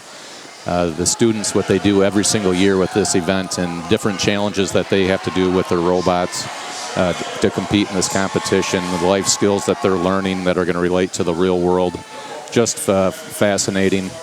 Tom Trask, our chief engineer, spoke this morning on the intro and was asking for participation from the audience. Did you learn something yesterday in the event? Did you have any teamwork involved? Did you help someone else out? Everybody in the stands was pretty much standing or raising their hands. And that's why we do sponsor it. We love to sponsor this event. Tom hit a home run with that speech this morning, and just want to echo what he stated, because we do have a lot of pride in sponsoring this event. Well, what does Rank America do, and how do these kids have a future possibly at your company or one like it? So Rank America has been around for over 100 years in the Muskegon area. Back in the day, we were Continental Motors, and we've changed names over the course of the years. And through Continental Motors to Teledyne to General Dynamics to L3 Harris, and now we're Rank America. And we're very proud of our history and what we do. So we manufacture trailers, or transmissions, and engines for heavy combat mobility solutions. So fighting vehicles in the U.S. Army is what our product is used for. And so we engineer. We have manufacturing, we have IT, the whole gamut of skill sets. And a lot of what these students are using here today that are competing in this event will translate into what we have in our facility, skill sets for our future leaders and future engineers in our organization. And you also mentioned safety professionals. Absolutely. Safety is critical, and when they preach safety at these First Robotics, safety is first. We want every employee of ours to leave in the same, if not better, condition as what they arrived in. Same thing with the students competing here today. Yeah, and you were telling me about the robots that you give out to any student or family member who's interested. Tell me more about that. Yes, absolutely. So we have a little giveaway. We really enjoy this. It's been a hit year after year. We changed the robots a little bit, but down at our table when you come into the facility, before you come into the gym, we have a booth set up. You can learn a little bit more about Rank America. We have representatives from our human resources team that are present today. And we have robots that are there, and anybody can come and grab a robot. It has a little Rank logo on it. You wind it up, it does a little singing and dancing. But the students love the robots. We found out over the years they look forward to seeing the robots. Kids love the robots. And also the parents seem to really like the robots. So they seem to be a hit. Everyone's always asking for them every year, and we have a different variety of different variation of that this year.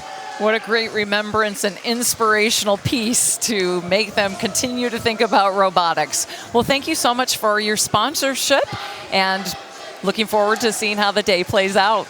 Awesome. Thank you so much. All right, thanks to Amy and Mike with Rank, one of the big sponsors here. You know, let's be honest, there's so many different components that go into making, First in Michigan robotics a big thing for the kids. And it's, the kids work hard, but it's the mentors, the corporate sponsors, and the infrastructure like that really kind of lays the foundation that these kids can use to advance in this. Yeah, and it's great that we have so many kind of corporate partners and sponsors. The mentorship is kind of what makes this program unique. So we have, hundreds of, engineers, technical professionals as well that are working with teams to help build the robots. So you get that one-on-one kind of mentorship. You're working hand in hand with professionals. As well as, right, like Rank, I think they are sort of the title sponsor of this event. We have to pay for the events too, so we need sponsors to step up and help us with that. We'll take a break here in Muskegon with more coverage when we return at the Muskegon District Event in First in Michigan Robotics.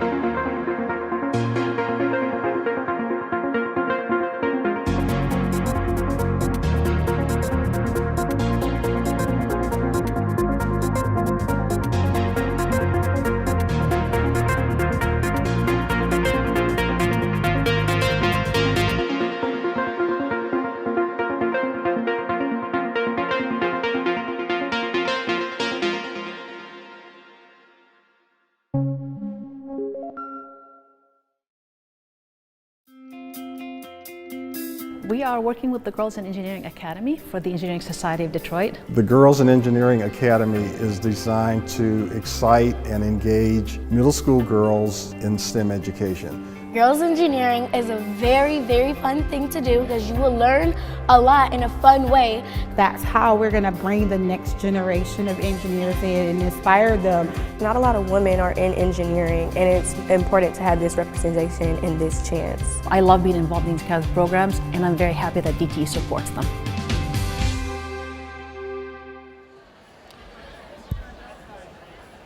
Little downtime. Yep. Unfortunately, we can't play the next match because head ref is important for the match. So the head ref is still out there dealing with some things. We'll have to wait for that to get sorted out before we can start our next match here.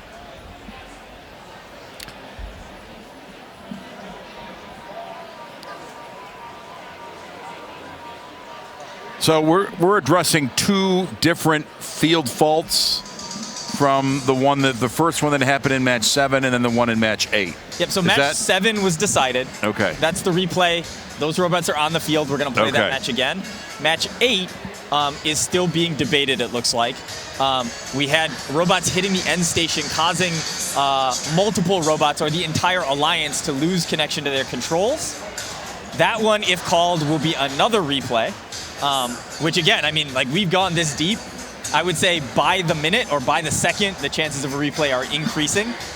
Let's take a look at our monitor, Dan. With we always want to be able to give specific information about the growth of First in Michigan Robotics. 516 teams. Yep, most teams of any state are the biggest. And you can see too, like almost every county has a team. I think we've got just one county, or 2 counties that do not have a team yet. I don't want to get sideways with the football players, but the numbers don't lie. There are more robotics teams in Michigan than there are 11-player football teams. Which is kind of crazy, yes, right? Like, it is crazy. And again, there's no limit to how many players or teammates you could have on a robotics team. There's a law of diminishing returns. Yep. You're not going to pack 40 or 50 people on necessarily. Correct. Yes, I mean some teams are that big, but I think the majority of teams won't But the bigger quite that big. the bigger the team, the harder it is for everyone to find stuff to do. Right. Okay. But still, that really hammers home the growth and popularity and upscale trajectory for robotics in Michigan.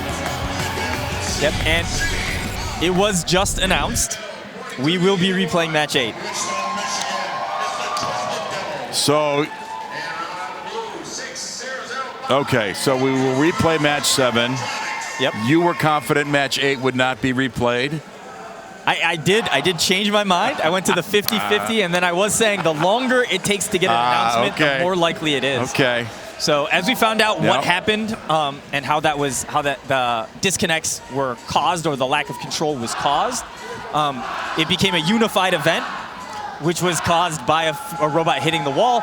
With that team update, that was enough for them to call for the replay. Match 7 matchup. This is what it looks like. So we just saw it, and we'll see it again. Gull Lake, Calvin Christensen, Mason County Eastern, Mona Shores, Zeeland West, and Morley Stanwood. And I think Amy's doing kind of a mental check of all the dances she's going to have to plan out for the rest of the night if we slow things down here. All right, so keep an eye on 8612. 8612 is the robot that stopped working in the middle of the initial match. Looking good here, hitting a shot, reloading, hitting another one. Red also reloading and hitting more. Can 85 get this last shot off, or 4381? 4381's low. So what's the strategy change for these teams now that they're replaying the match, or is there none? You know, I think there's so many things went wrong. The amp not working, the robot breaking.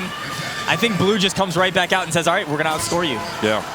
And it's game on here as we move out of autonomous. And again, both teams respond well in the first 15 seconds. See if that carries over into Teleop. Yep, we got Blue has an amplification available. Red, not quite yet. They've only got 1 of 2. But with the 9-point lead right now. All right, blue is loaded. We should see the amp go off here. You know what, very smart. Human player waited, the first shot missed, and so he didn't fire the amplification off too early. 4381 then able to load that miss, and oh, they missed again. They had one more chance to put that in while the power-up was active. Boy, big defense by the Cardinaltronics machine for the Blue Alliance. They're just camped out, ready to cause havoc. Yep, and you can see, look, 85 shot releases so low from the robot that even the short little 6005 is able to do some damage by blocking shots. 85 for the Red Alliance, built on brains from Zealand West. Inside, 1 minute to go. Red Alliance with a lead, but not insurmountable. Blue, an interesting decision there. 4381 put another note in the amp while amplification was active. I think they needed to shoot that one high in the speaker for the points. Oh, big hit in the middle of the field. Yeah, we could hear that one up here. 4381. That's the Twisted Devils machine. Red about to amplify. They get one shot in. They get a second. I think we want to see 4 shots during the amplification period if possible. So 85 rushing back across, they're not going to be in time. Blue is amplified as well. Good score for Built on Brains. It's been a pretty consistent robot so far today for that Red Alliance. Yep, for sure. Slight miss there, though. Looks like Blue does have the spotlight. They made that ring toss throw by the human player, but we're not able to get a robot hanging under it.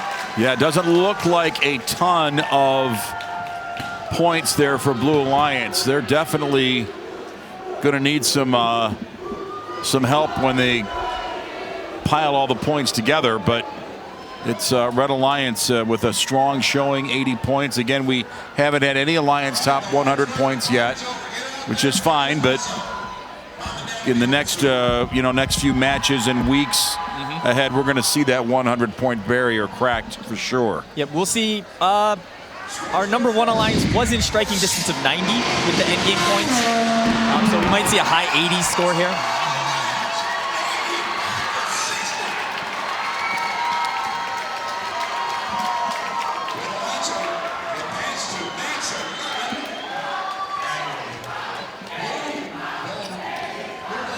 So they're cheering in the gym here because they know who the winner is. We're going to bring you that bracket right now. Here's the Red Alliance win, 25 points. Look at those speaker points. Yep. 20 plus, 25 point difference. There. Yeah, that's the whole difference. The amp score is better for the Blue Alliance, and then the penalty, but that speaker is where the difference is made for the Red Alliance. Yeah, we saw a few things that match. I'm not sure what was happening. It looked like the amplification management was not as good on the Blue Alliance. We saw 4381 put a note into the amp when it was already active. The amplification was active. So you can't start counting up. You can't start getting your next 2 notes to do an amplification until the current amplification period has ended. So those 10 seconds have to be done. Then you can start getting your 2 in to get that power up back. So they put that in. That was only worth 1 point. Maybe there was something wrong with their robot going amp instead of shooting high. Let's get downstairs for an interview right now with Amy McWhorter. That's right. Hope, the Red Alliance pulled it out on that replay. Sure did. How exciting. Tell me what went right for you. We had a really amazing auto. We made all 4 of our notes, and then we were able to climb at the end, which was really exciting. That's amazing to watch. So what are you looking at when you're going into that next round? We're really just working on teamwork and making sure that we're not too congested in the source area and just playing our game. Perfect. We can't wait to see it. Thank you. Congratulations. Thank you, Hope. Thank you, Amy. All right, she made a comment, not too congested in, or not too, what did she say? In the not too congested in the open area. Now I lost my train of thought. What she said, but what did she mean by that? Basically, I mean, this is, again, you have to work with your teammates. You can't all be in the same place at the same time or you're going to step on each other. So there are 2 kind of key places. One of them is where you go to load.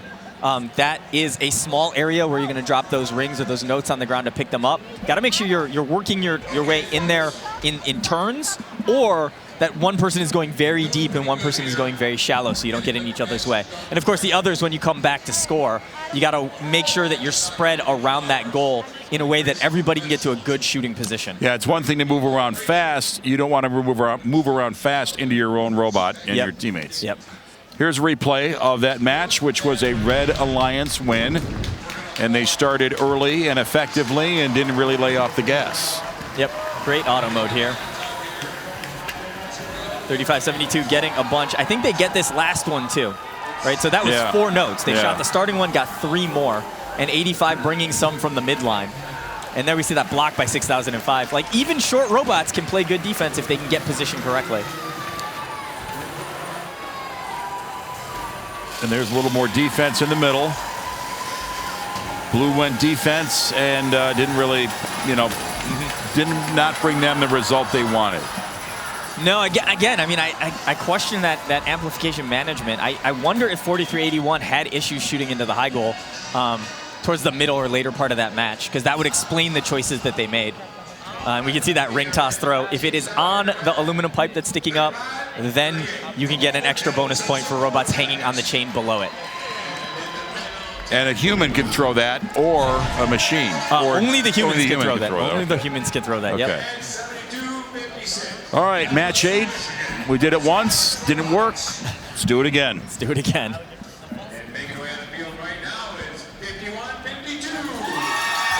So we've got Otsego, Wayland, Ravenna, Ferndale, Avondale, and Hackett Catholic Prep. Yeah, and once again, we can't draw any conclusions particularly from the initial one. Just too many robots on red were not moving for too long, so we don't know. I mean, I think they're going to both come back out, reset, try the same strategy over again, and see how it goes. Yeah, it's not like they spend time overthinking or outthinking, who they are, what they are. Yep. So that's where it stands. Here's the operators. Okay, the girl on the left, that's not a GoPro, right? Yeah, I think that is It is a GoPro, yeah. okay. Obviously, I don't own a GoPro. So what is that? What is that used for? That's something that I think they've been doing for a while. And the idea is really, they're just collecting media, right? So that coach's point of view is a unique point of view. So that's good to be able to look at stuff later. But also, when you're reviewing the match, the view you have from down there is different. So you can kind of compare that. You can look back on that video, look at video taken from the stands. You can see, oh, maybe something was obvious from the stands, but it's hard to see down there. So you can sort of make those adjustments in how you watch the match. Okay, so apparently that's a 360 camera. I don't have one of those either. But apparently it obviously serves the way that you're explaining it. So very helpful. Yeah, it's super cool. And there's no limits on what a team can. I mean, any team can have one of those if they can, fund there it. There are some limits. It can't be wireless, essentially. That's the issue they're looking for. Oh, because it doesn't want to. Okay. Right, you don't want it to be able to interfere with the robots on the field. Okay. So now you know what I want for Christmas. A 360 camera. Yeah. All right. I don't know if the 360 view up here will be as exciting. Behind us is the weight room. That's true. The lights are off in there and nothing is happening. And away we go. A replay of match 8. So things are still very much undecided here as something's wrong on blue. Yeah. We got 2 A stops on blue. Oh, boy. So there's something called an autonomous stop. You can hit the button. What that does is that stops your autonomous mode from running. They'll still be able to drive now, but they ended their autonomous routines early, and you can see that on the scoreboard, 33-22. Well, they had 22 points, so not a total disaster, but you don't want that to carry over into the teleop now. We did not see them going for as many extra notes, and so they could have kept it even closer, I believe. 35-38, back into that feeding roll. They're just dumping ring after ring across the field here. The Impy Warriors machine from Ferndale High School trying to load up on notes right now. And they're just gobbling up rings and letting it fly. An interesting choice. They're not going to the amp. They're just shooting speaker. They're not looking for that power up. Meanwhile, blue has a power up available. 82-85 though, looking a little rough right now. not moving as smoothly as we're used to seeing. Now, we've seen rings break apart on the playing field. When that happens, do you still try and score with that, or you just leave it? If the ring is broken and you know, you leave it. Most of the way that these robots shoot is going to be impacted by that, and the flight is going to be impacted by that. Well, and we just saw one of the Red Alliance robots, 35-38. That's the Robo Jackets. It took in one of those deformed rings. Yeah, that is the caveat, is the amp, because you're not launching, you're just placing it. You can use the broken ones there. Okay. Only 45 seconds left. Yep, we'll see. We do have an amplification available for both sides, so both sides ready to kind of surge forward in points here, and a tie match right now. Red has amplified. 30 seconds left, and this match is still very close. Yeah, and they got credit for that last second 10-25 shot was amplified. Blue amplified in response, and it looks like they got more. They're up by 10 now.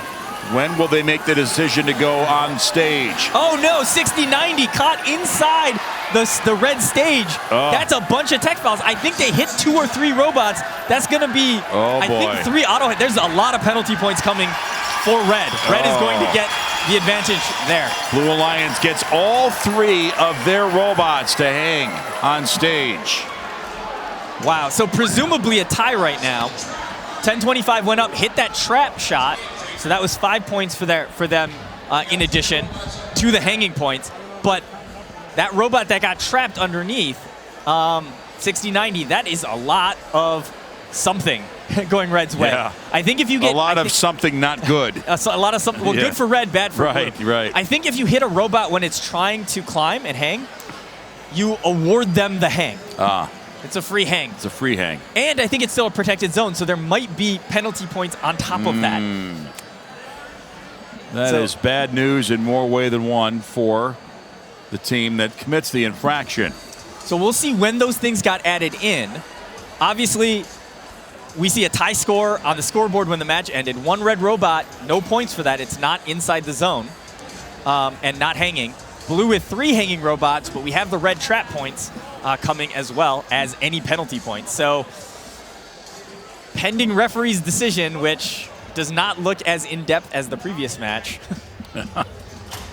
We're glad for that, by the way. Of course, yeah. Of course. So again, this is a replay of match 8. We have our progress has slowed as we've had to replay 2 different matches. And the scores are coming in final to the crowd here at Muskegon. And we have well, it was dead even, but again, it's the penalty points that are going to end up swinging it one way or the other. Here it is, Red Alliance moving on with a win, and they will move into the upper bracket. And the penalty points. Here's the penalty points, yeah. So it looks like they got the 5 points for the trap score and then the 2 hanging robots, which were up. They might have been awarded the free hang, but they were hanging anyway. But it looks like there were 2 or 3 tech fouls there at the end, which might have been 15 points worth of penalties, and that swung the match. Good news for Blue. Alliance number 3, they're just going to the lower bracket. They're not out. And 84 points is a pretty good score. You know, the good news is with penalty points, usually those are easy corrections, right? Yeah, and I wonder if we'll be able to see it in the replay. I don't know what 60-90 was even doing over there. I don't know how they got in that position. I looked up. I was watching Blue. I looked back over, and they were trapped in the middle. Okay, let's jump downstairs and reconnect with Amy. Yeah, we're back with Brennan and Devin on that replay. Brennan, let's go to you first and get your take on how that match went. So, honestly, I think we did really good that match. 84 is a good score. It is. Yes. And our collaboration with all 3 Alliance partners was amazing and on point. I mean, obviously, those penalty points hurt us, and there's not much we can do about that until next match when we fix those problems. it just came down to the score, and they played a better game than us. Yeah, it was really exciting to watch. So you do move on, so congratulations on that. And Devin, what would you say went right for your alliance? I think that was an excellent match. We all communicated really well. Our strategy went according to plan that match, and I think both alliances played a really good game. That was definitely the most exciting one so far for us. Yeah, it was very exciting to watch, and we'll be watching you in the upper bracket moving on. All right, very good. Thank you both, and back to you. Thanks, Amy. Always good to hear from the kids downstairs. And here's a look at the plays that helped the Red Alliance move on to win and what held the Blue Alliance back. So this was autonomous mode. Watch for right there. The amber light started blinking in that middle light stack. That is when they hit the A stop. That is when 5152 decided that their autonomous mode was not going to do what they needed it to do, and they wanted their robot to stop moving. Cost them some points there. They're going to need those in a rematch if they make it back out of the lower side bracket. Meanwhile, Red, very, very good auto mode. 1025, I think, gets all 4 here.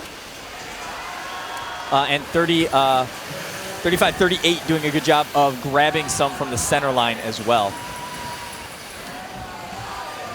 Well, and there it is, 60-90. Get out of there. So in the last 20 seconds of the match, you cannot be in that spot.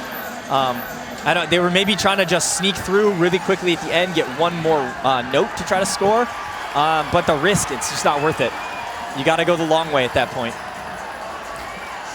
Yeah, we're going to look at the brackets for round 3 as we have the 1 and 2 alliances that already move into round 4.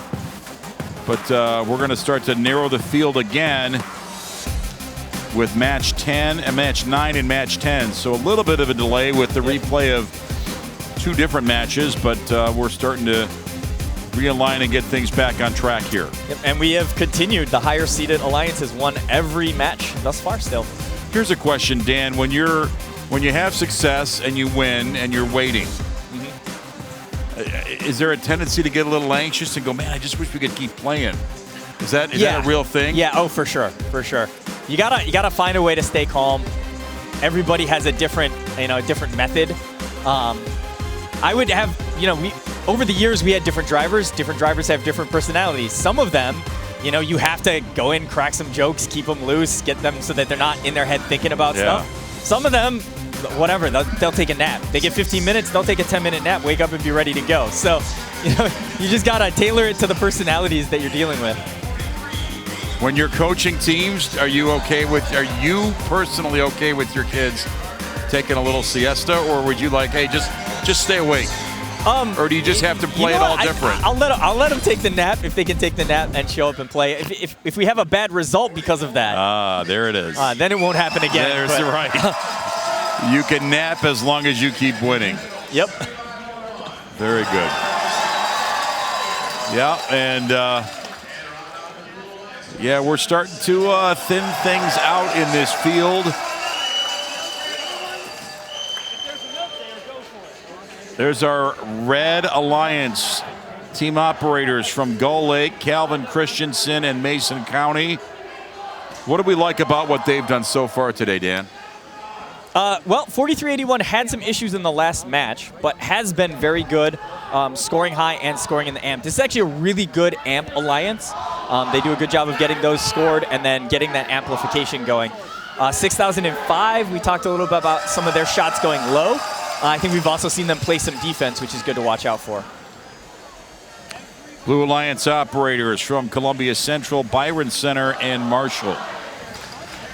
Big robot to watch. 2771 broke in a match. I can't remember if that was the last match or the one before it. So we need to make sure that that robot is back up and fully functional. So everybody trying to get the re-engage with the crowd, and we'll get things rolling here in this So match. 2771 right off the bat hits their auto mode shot. 7501 misses the extra. 8612 gets 2 extras but misses the third. 4381 a little off, but a good job from Red and Blue. I mean, very close. So Red more shots, Blue more makes. But still a pretty good point total for both teams. Yep, close match coming out of auto mode. 2771 still moving a little gingerly. I don't know if they're fully back or not. Got a penalty on blue, it looks like. Didn't see what it was for. 86-12 for the Red Alliance. That's the Calvin Christian Robotics. Firing some rings in. Yep, good amplification from Red as they make the extra shot, but 86-12 puts it in the amp too soon. Teams gotta watch that. If you put the ring in the amp, you're not putting it in the amp for points. The 1 point doesn't mean anything. I mean, obviously it can. You're doing it for that power up. So if you put it in too early and you don't get credit for it, that's a mistake. Timing is critical. Always the Twisted Devils machine from Gull Lake. Right. Feeding effectively for the Red Alliance. Yep, Red once again now has two in. They're ready to amplify. Human player again waits for the note to go in the goal before hitting the button. Well done. I don't know if they're going to get back for a second shot, though. Good defense being played by 44-53 on the middle of the field. Yeah, coming up on 1 minute, not much separation here. Only a 7-point advantage for the Red Alliance. 7501 is not moving. I don't know what is going on there. They are, man, they're stuck on a note. They have a note inside the robot. It looks like the robot's still connected, but if that robot doesn't get moving and get moving soon, it's going to be real bad for blue. Golden Gear is not so good right now, and that machine looks dead in the water, so we'll let you know when that gets moving. Now, Red Alliance trying to take advantage with that down machine, and it is re-engaged, or at least it moved. Not effectively, but it did move. Now it's just getting pushed around. I think we saw 7501 reconnect and then disconnect again. I think their light went solid. What that means is they're probably, I mean, they're out. 10 seconds left in the match. They will not be back. So all three Red Alliance robots move to the stage, and they're trying to hang. Only one will get airborne. Blue Alliance has one of their robots, the Red Hot Chili Bots robot from Marshall, gets on the chain and hangs, but low scoring. But a little tough, right, yeah. for blue, losing 7501. 7501 was one of their key offensive robots. And to make matters worse, it looks like they had two notes. We saw they were kind of on one and holding one, and because they dragged that one with them as they got moved around the field, I think they might have been called for double possession. So despite the fact that you are essentially dead on the field, you can still be called for penalties. Kind of a double whammy. Yep, it definitely hurts. Yeah.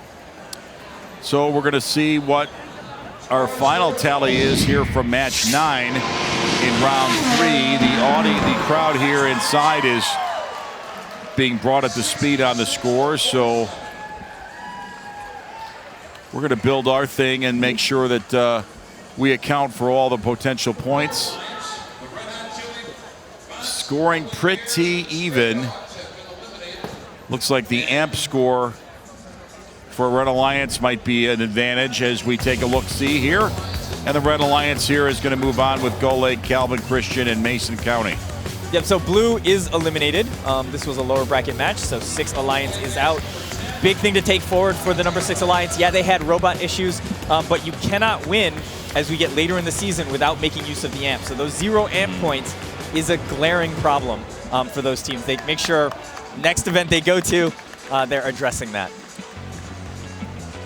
Amy is downstairs with a guest after this match. Amy?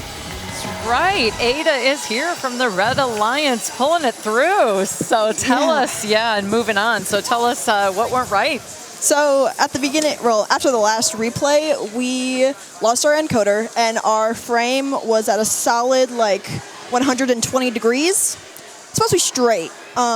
So we were trying to fix that in the very little time we had. So going into this match, I think our partners broke something too. They didn't know if that was going to work. Going into this match, we were just floating on hopes and prayers there. So once we got that, Autonomous worked pretty well, all things considered. And then we were just going back and forth between the amp and the speaker. Our partners were doing their job. Everyone was doing their job, and that's honestly how we pulled through there. We had a little, the other team had some technical difficulties. happens, but we were able to pull through there, and I'm glad. I want to keep going in this competition. Yeah, that's right. Collaboration and teamwork. I'm wondering, are there any repairs you have to make to move on here in the next round? We took a hammer to the frame. That's as bent back as we think we're going to be for a little bit. The encoder, it ended up, we honestly don't know what's up with it. It's being spotty. We're doing everything we can. I'm the electrical lead. I'm looking at it every match being like, why are you not cooperating with me? But we're all just doing our best here. And it comes with the territory, Yes. right? All right, congratulations. Thank you so much. All right, thanks, Amy. She said we took a hammer to the frame. Explain that in layman's terms. That means they took a big hammer and they whacked their robot with it to bend it back into shape. All right, old school. Yeah, so that confirms Old a couple school, things. yes. That we were talking about 4381 having some issues switching away from the high goal in the last match. Turns out probably robot damage caused that. And these robots, man, they're so fast now. When you're crossing the full field like this and you've got these 225-pound robots slamming into each other, those frame rails that are behind the bumpers are bending in, and that's something that they have to watch and they have to fix, and sometimes they have to fix it in a brutish manner. Is there a weight limit on how much these machines can weigh? Yeah, so it's 125 pounds, not counting the bumpers and the battery. So actually, all in, it's probably another 15 pounds for the bumpers and 15 pounds for the battery, so we're probably around 150, 155. Okay. Hence the hammer. All right, so we keep on moving on. Match 10. And we are coming down the stretch here with the matchups for match 10 look like this. Otsego, Wayland, Ravenna, Red Alliance, Bishop Foley, North Muskegon, and Homeschool Code Blue. Yeah, number 3 has been putting up bigger scores thus far, but remember, number 3 Alliance lost that 2 versus 3 matchup when 60-90 got caught under the stage at the end and took a bunch of penalty points.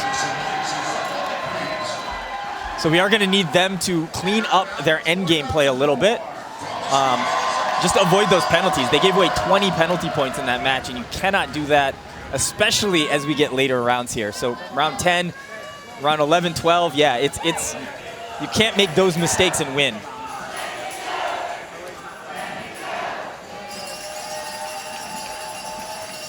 Any strategy, specific strategy we might see from either of these teams based on what we've already seen? No, I think Blue is down a little bit on offense. Maybe they'll look to use a robot on defense to slow down Red. But my guess is that they're both going to come out 3 on offense, both sides, and just make it a shootout.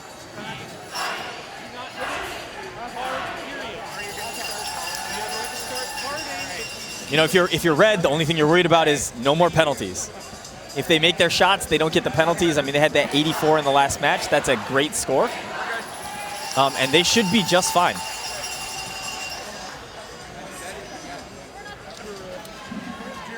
So we are all in now for this upcoming match, match 10. And then we're going up to 13 matches before we get to the finals. So things are getting a little more intense and serious. If our rounds will get shorter, well, this is only 2 matches this round instead of 4 like the previous ones, as we make our way through eliminating some of these robots. And again, this is just kind of the ramp up to, you know, bigger and better and more busier events next weekend, leading up to Saginaw Valley State in April. So yep. So every team plays at 2 district events. You get points. So you win the event, you get some points. You finish second, you get less points. Win some awards, you get points. The whole idea is you play 2 events, you collect points. The top 160 teams out of that 516 in the state, top 160 are invited to the state championship. And that's next weekend's action. Again, all over the state with our event in Troy at Troy Athens High School. That's on Sunday. State championship will be at Saginaw Valley State. Here's the big one. The biggest problem is parking. But yes, once you're in the building, it's great. Parking is tough in the building too. There's so many teams in there. Finding a seat in the audience in the stands is difficult, but other than that. Yeah, it is a very, very awesome venue and a great event. So here we go, match 10. It's win or go home here.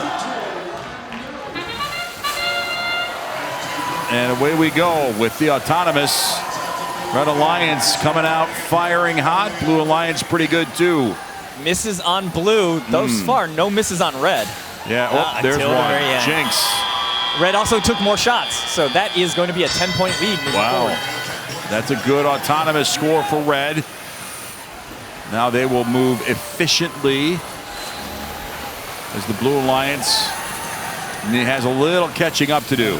34-58 having a little trouble getting this amp scored. They dropped it on the ground once. There they go. And that is now amplification is possible. He activated it maybe early, actually, on the Blue Alliance. I think they might have done that once before. 4004, though, makes the shot in time, so no damage done. Fully freeze scores and then retreats. Now it's trying to reposition for another score, but looking for a note to pick up. So scores are close, but Red just amplified and scored 2, so that's going to be a 10-point swing once those get through. You know, I'm watching the Foley freeze machine, Dan. Sometimes if your machine goes too fast, you can't make clean pickups on notes, right? That's one of the things when you're designing your intake you have to take into account. If your robot is faster than your intake and you hit a note at full speed, you'll push it away instead of suck it in.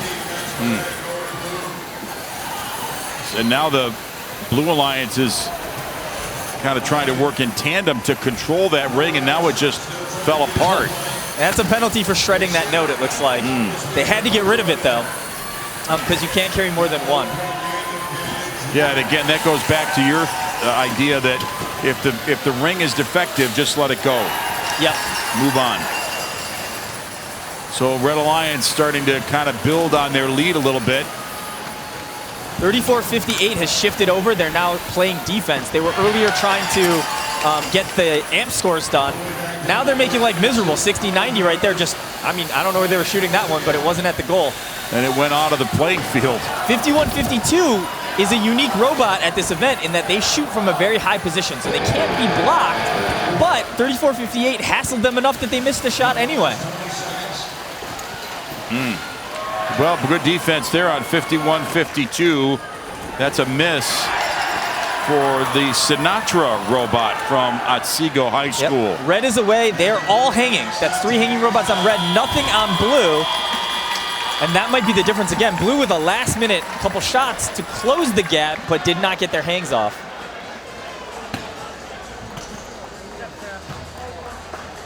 Yeah, there is no easy path to the finals here. As the teams contend, the robots continue to perform better and better from match to match. And there we go. That note, that ring toss throw there is worth a point this time because we did have a hanging robot underneath it. That might be the first time we've seen it this playoffs. So good job to that human player. How much time would they spend in practice on that? So this is not the most impactful thing if you hit it, right? It's only a point or two. That said, not much. I would have my human player take a certain number of shots every day. It's like free throws before you can go home. So you do your thing, you do the robot stuff, you do the engineering, and for the human player, when you want to go home, make sure you throw 100 of these or something every day. Well said. So we're going to wait for the final numbers to be tallied up, and again, we're already through 10 matches. Kind of through 12. Right. You know, 2 of them didn't count. 2 didn't count. We are not counting the ones that didn't count, by the way. Let's go downstairs and, well, we're going to do the scores first. Let Amy collect herself for a moment. And they're keeping the audience here at Orchard View High School in suspense, too. Scores coming out now.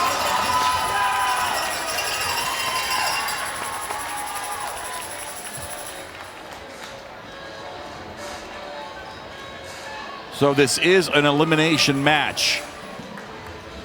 Nice. Nice. So we got one going home, one moving on. That's the Red Alliance that's moving on, 75-61. And those stage points, Whoa. 9 points on the Yeah. stage. They had It a was- small lead, but that's Yep. what really opened it up. The stage is what brings home the win for the Red Alliance. And that offsets 2 penalty points, too. Let's go downstairs with Amy. That's right. We have YB and Brennan from the Red Alliance. So I'd love to hear from each of you what your thoughts are on that match and moving forward, too. Brennan, let's start with you. Obviously, winning is so exciting, and moving on is even better. This is playoffs, so it's getting down to the wire, and every single point counts.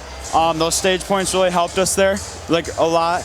And I'm just glad we're doing what we are doing, you know? Yeah, it's very exciting. And YB, what's your perspective? I mean, yeah, watching from the stands, seeing our team collaborate with the other teams on our alliance, working together to get those amplified points and communicate for endgame is huge. We love seeing it.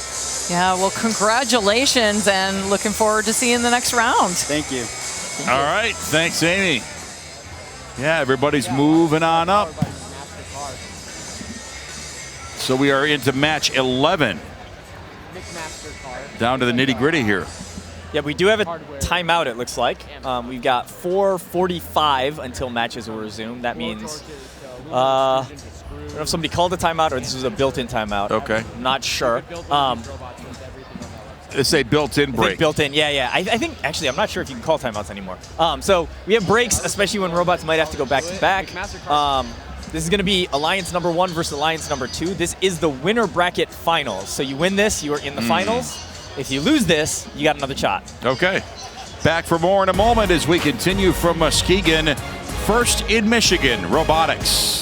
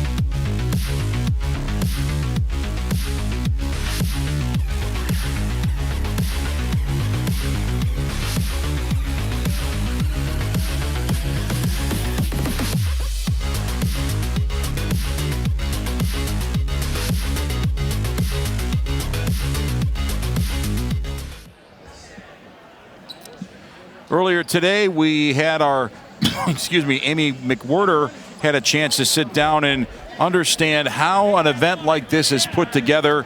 We'll get updated on that right now. Amy talking with Mike Gerstweiler, the event coordinator here at Muskegon. I'm here with Mike Gerstweiler, event coordinator for the Muskegon District Event. Mike, tell us about your history. You have a rich one with robotics. Right, so it started way back a long time ago when I was in high school. Back in Canada, actually. I lived in Canada for a number of years, and I participated in the science fair, and I wanted to build robots. I wanted to build robot arms, and had no idea how to do it, so some of my teachers and even the principal stayed late. They stayed after school, and let me use the machine shop, showed me how to do all that, and went out of their way to help me do this to the point where after 3 years of doing that, I won the gold medal at the Canada White Science Fair. So fast forward, I have my own kids now, and they wanted to participate in robotics. They found out about the Lego League, the first Lego League, and so I thought that was a perfect way for me to do what other people have done for me in the past and step in and become a mentor. And that's how I got involved with FIRST. Excellent. And you know, this is an amazing event. It obviously takes a lot of people, volunteers, to put this together. Tell us more about that. So these events are run 100% by volunteers. People donate hours and hours and hours to come here and help out. They spend long days helping us to set up this event and then run the event. And we could not do that without all their help. So we're super grateful for all that they do. And to show your gratitude, you bring in some amenities. I understand there's a massage table available. I know. For the first time this year, we're having a set of massage therapists come in, a group of massage therapists, and the volunteers absolutely love it. Last year, our big thing was a slushie machine. And so just those little things, those little perks brings the mentors back. They all talk amongst themselves and they say, you got to go to Muskegon. They've got the cool stuff there. So we have volunteers signing up way back in as early as November and December for this event just because they know we've got some cool stuff.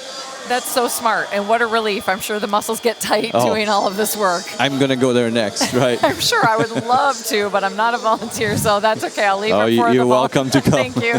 Well, you know, also sponsors are an important part of this. Right. So this event does take a lot of money. It costs some to run this, and we're very grateful for all the sponsors that we have. Rank America is the title sponsor. Helmet is the volunteer sponsor. And without their help, we just could not do this. So, Mike, why do sponsors want to participate in these robotics events? Right. So they obviously are looking at these robotics events as places for future employees. There are a lot of smart kids here, as you can obviously see by the quality of the robots. So these sponsors, this is a great opportunity for them to interact with the kids, to let the kids know about their organizations, about their companies for potential future employment. And they can interact with them, they can see how smart they are, what they do, and it's just a great way for them to network.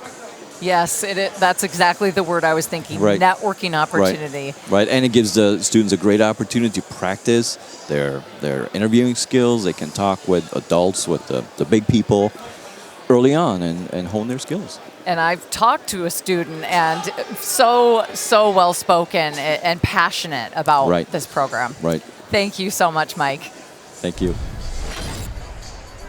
Thanks, Amy. Thanks, Mike. And here's the numbers that support what it means to have the volunteers invested in helping this First in Michigan outfit. It's just... It speaks to, you know, we already showed you the graphic about how many teams there are in Michigan.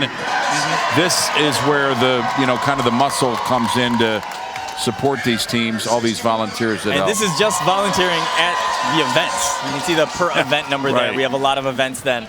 There are more volunteers who work just with the teams, for example. Let's jump into our brackets for round 4. So we are getting down to it with the 1 and 2 alliances ready to go toe-to-toe. Yep, so 1 and 2, winners in the finals. The loser of this match will be in match 13, which is the loser or the lower bracket final, so they have one more chance to make it, where they'll play 3 versus 4, the winner of 3 versus 4. Here's our matchups. We like this. Ferndale, Avondale, and Hackett Catholic Prep versus Morley, Stanwood, Zeeland West, and Mona Shores. This is where we find out, right? Yeah. Number 1, number 2, they've both been playing, winning fairly comfortably, having some issues, but, you know, for the most part, putting up the points they need, and now they go against each other. So I don't want to say the loser, the non-winner of this event just goes down to the lower bracket. Yep. So you can play your way out of it. You can play your way back. If you don't win. Yeah. Yep, so if they don't win this one, but they win the next one, they're still in the finals. it's not unlikely that we would have these two teams rematching in the finals once we get there. And who knows, sometimes maybe even in a loss, you can learn more about what you're not as good at as you think. Yep. And that can be a positive thing. So, all right. Autonomous, here we go for 15 seconds. Watching auto 85, faster right than away. 35-38. 6,100 just waiting in the wings for the Red Alliance, but The second time, though, 35-38, faster than 85. So we are even in terms of number of shots, but 1 extra point for Red. the Rapunzel robot from Mona Shores High School here in Muskegon looking good early. Both alliances working on that amp. Trying to get it going. Defense being played on 85. So we'll have to keep an eye on that as 7256 is trying to slow down one of the top offensive robots here. And again, we've got the Red Alliance robot built on brains, kind of doing the feeding, making a lot of long distance passes and playing some defense too to boot. Yep. Although they were the team being defended against. We'll see here, they finally break free. They are, missed shot. That's a miss. We'll see, 35-72 has a chance to get this under amplification still. They're holding it. They haven't amplified. Red is holding that amplification for a long time. Yeah. I think they probably should have used it there so they could start working on the next one. Blue Alliance up just 10 points, but they're going to get more on that with the 1025 robot from the Impy Warriors. Having some traffic problems in the red loading zone as well. Blue is starting to stretch their lead here. Boy, really effective there, that wavelength robot, Rapunzel. That was our #1 seeded robot Yeah. going into this tournament. But man, 7256 just parked in the right spot to really cause all kinds of problems. Boy, things are really pretty tight here. We're going to see what happens in the final 15. Yep, Red used that amplification though. Blue has one available, Red does not. So that 8-point lead that we see on the scoreboard is actually a little bit bigger. So we're not far away as the Blue Alliance robot tries to move into position, trying to get on stage and deliver notes through the flap and into the trap. That's the objective. Yep, last few seconds here, we're gonna see Wavelength rush that shot, came up short. 85 is going back for another one. Not gonna have time. Blue Alliance may be with just enough.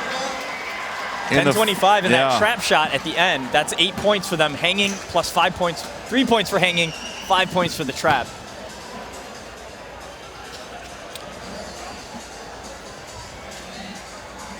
Again, we haven't had any. I think, what is our highest score today? Anybody in the 80s? 80s, yes, we had a 96. Oh, okay. I think there was a few penalty points on that one. Okay. 96 is our high. In the playoffs, we had a 120-something during the qualification rounds. A lot of penalty points. 55 penalty points in that one. So we're going to have a final tabulation of points.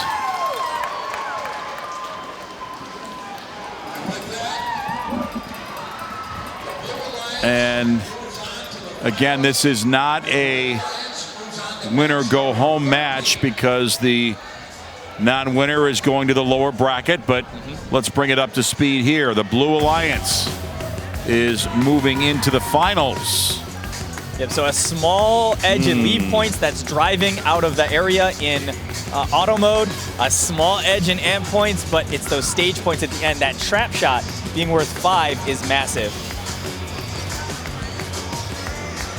The other thing that we're watching too is those speaker points. We want to keep an eye on it. We know Red had more in autonomous mode. Blue had more overall, which means Blue is more efficient in driver control. And if you're outscoring your opposition in driver control, it's probably because you're doing a better job of using the amplification periods. So again, if you put 2 notes in the amp and hit the button, you get 10 seconds where the high goal is worth 5 points instead of 2. And I think there was at least one cycle where Blue got 3 shots off in that 10-second period. Normally, at this event, we've been seeing 2 at a time. Interviews standing by downstairs. Let's reconnect and join Amy McWhorter. Yeah, we have Hope from the Red Alliance and Devin from the Blue. So you're both moving on, both of your teams. You're headed to the lower bracket. So tell us what you're focused on with the next match. I think really just focusing on the amp. This was a little bit of a slower match for us, but we're ready to come back and win it all. Excellent. We'll look forward to seeing that. And Devin, how about you? What's your focus moving forward? Well, in the beginning of the match, we were having trouble shooting because our vision went out. So we had to actually adjust. We had a foolproof system where we could go up against it and shoot in case anything else failed. But because that's not working, we're going to rehash that out and hopefully come back the next match with our vision working and ready to go. So it's important, I see, to have those backup plans. All right, strategy comes into play. Thank you both. Congratulations. Thank you. Back to you. Thanks, Amy. She said their vision went out. What does that mean? There are a lot of potential causes, but we've been talking about those visual fiducials or those markers, the fancy QR codes, as you will. Yeah. There are cameras on the robots that can use those to help track. So there will be alliances that use that to aim, use that to range, adjust the speed, adjust the angle of their launcher, even turn the robot to face the goal. If you lose that automated ability, it's going to slow you down. The driver can still aim manually, but it's going to be harder. And something to keep in mind is the drivers are behind the wall that you're firing at. So you can't sight from behind the robot across the field. You're actually launching at you, so it's even harder to aim. So here we have our next match, match 12, featuring some high-performing machines from Otsego, Wayland Ravenna, and then Gull Lake, Calvin Christian, and Mason County Eastern. Yeah, we heard from 4381, the Twisted Devils, about getting their robot kind of fixed up. They had some mechanical issues in some of the matches, so we look for them to come out strong in this match. And again, on the other side, 51-52 and 60-90, that offensive combination has been strong at times. But this alliance, again, this was they got knocked out by the number 2 alliance, or knocked down by the number 2 alliance in that 20 points of penalty match. So they got to continue keeping it clean. But they were able to do that in their last match. Dan, have you noticed any teams that have had any strategic shifts, philosophically, or like any subtle differences that you've seen them do from match to match to change and make adjustments? Yeah, I mean, I think we saw the biggest adjustment out of our number 2 seed in the last match. They hadn't been playing a lot of defense up until that point, but they pulled that one robot, parked it kind of in the high traffic area, and really shut down the offensive play. Okay, this is match 12, so we are in the thick of it here at Orchard View High School here in Muskegon. And a miss by the Red Alliance from the 51-52 Autobots robot. That robot named Sinatra, so old school for sure. Small lead for Blue, but also Blue, look at how many rings are sitting in front of the goal. They got 3 there ready to cash in on as well. Missed shot though. Something with 4381 that you got to watch is their arm, there's some what we call backlash in it. So when it goes to aim, it sort of bounces up and down a little bit. And they have to wait for that to settle before they can actually launch. And you can see it right there, just kind of bouncing up and down as they try to get in position. And actually, they missed. That's more bouncing than you would expect. They may not have that encoder problem completely solved that they were talking about earlier. And then another one bounced right back out. So definitely they're still good in the amp. They have no problem scoring in the amp, but if they don't get the high goal, that speaker shot figured out, they're going to have to make an adjustment to their strategy here. The Cardinaltronics robot, stationary right in front of their amp, and now it's getting pushed out of position by the Wayland Wildcats robot Allegro. Another missed shot on Blue too. Yeah. So our score is pretty close, and we got a ring that just went sky high off the field. That hit the rafters. Yeah. That one took off. No points for that.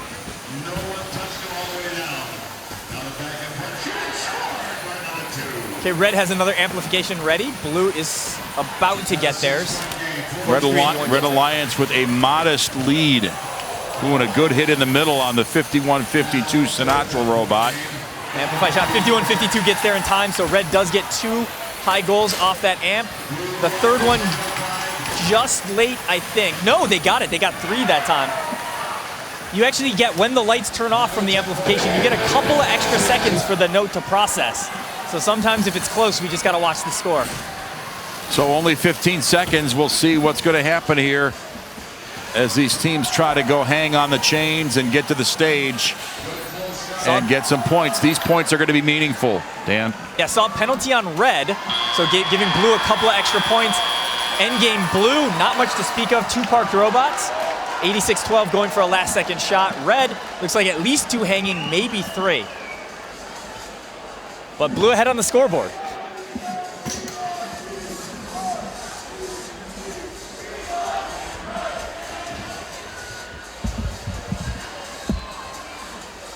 Well, this is going to be one of our closer matches. The Blue Alliance has the lead now, but this is where all those little points can really be meaningful. We know Red won the end game. Red is at least getting an extra 5 points here, if not 8.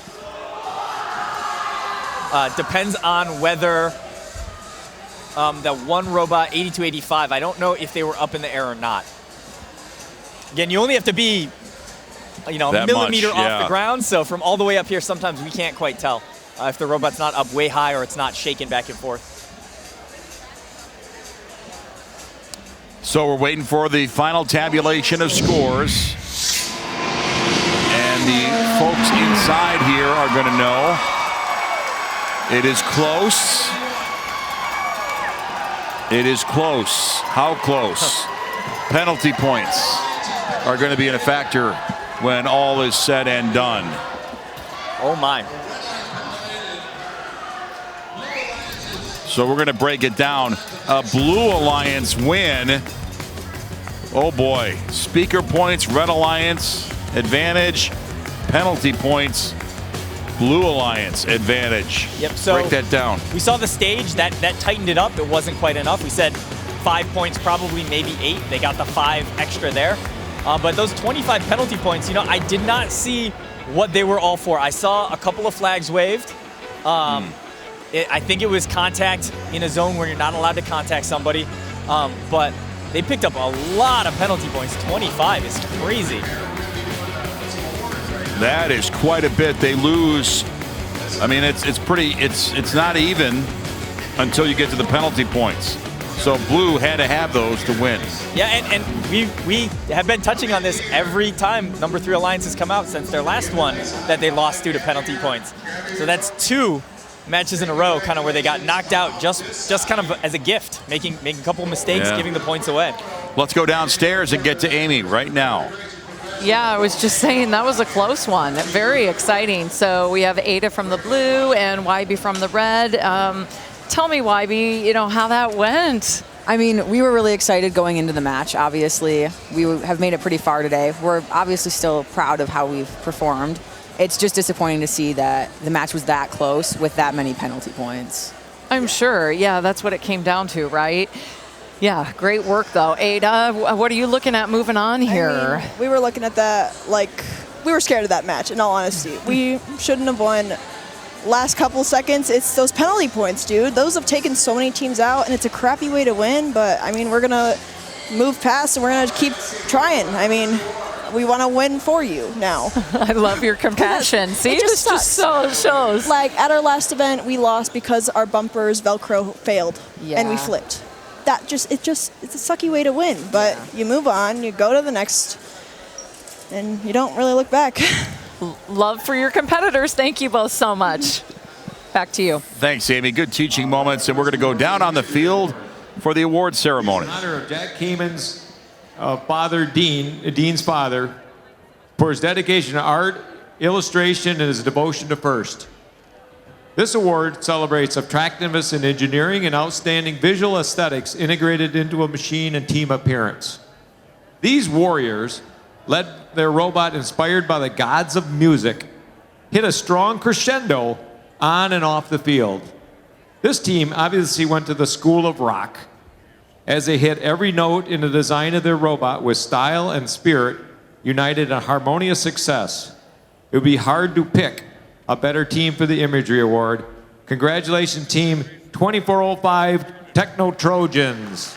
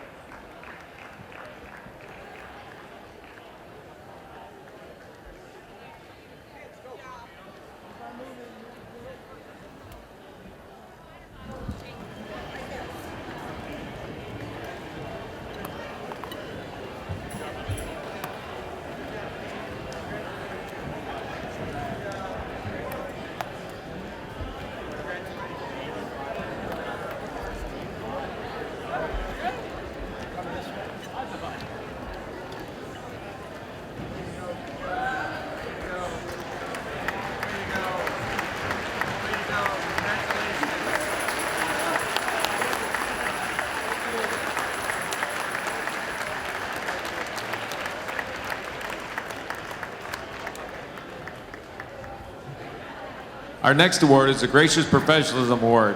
It celebrates outstanding demonstration of first core values such as continuous gracious professionalism, working together both on and off the field of play.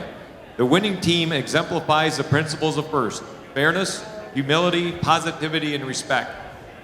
When everybody thought their robot had croaked, this team continued to hop forward. They exuded leadership and exemplified first core values. This team leaps forward to mentor others with a positive attitude that is totally awesome.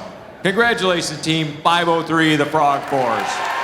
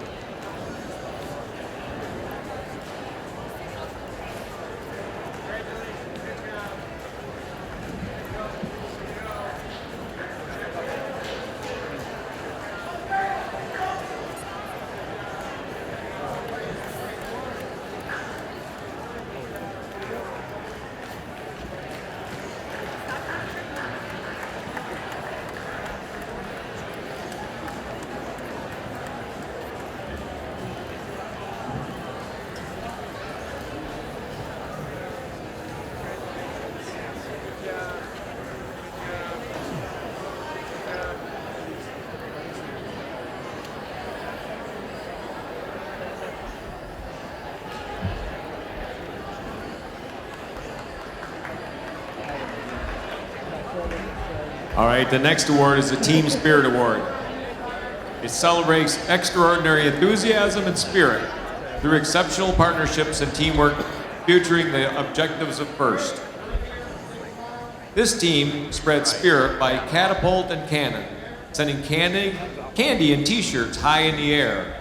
Passion and excitement pours out of them as spirits captains lead every chant.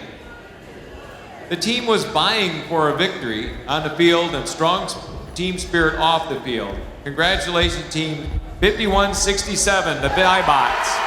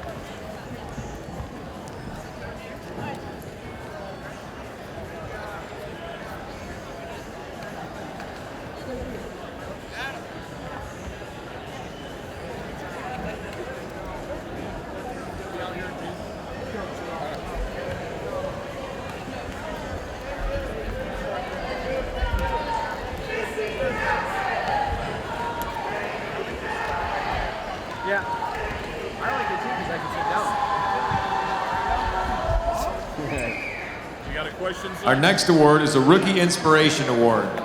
It celebrates a rookie team's outstanding success in advancing respect and appreciation for engineering and engineers, both within their school as well as in their community. This rookie team acted like a big cat.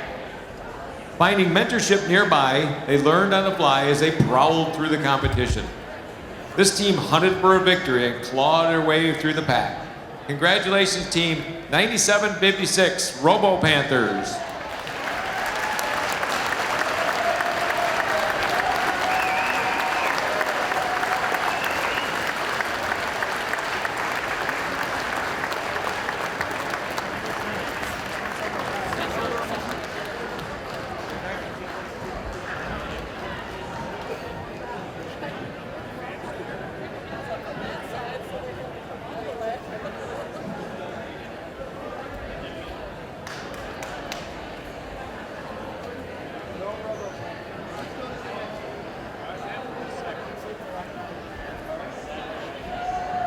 Do we have any Robo Panthers here?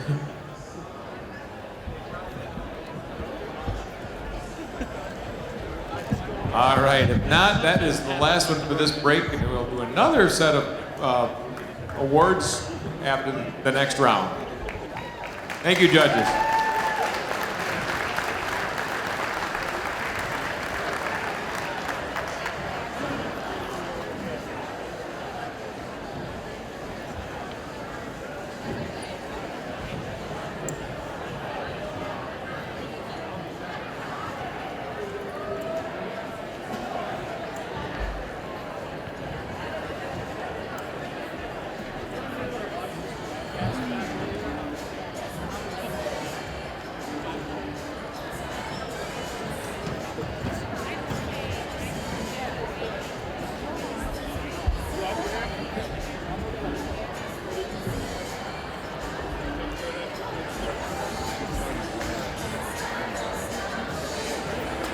No, sorry.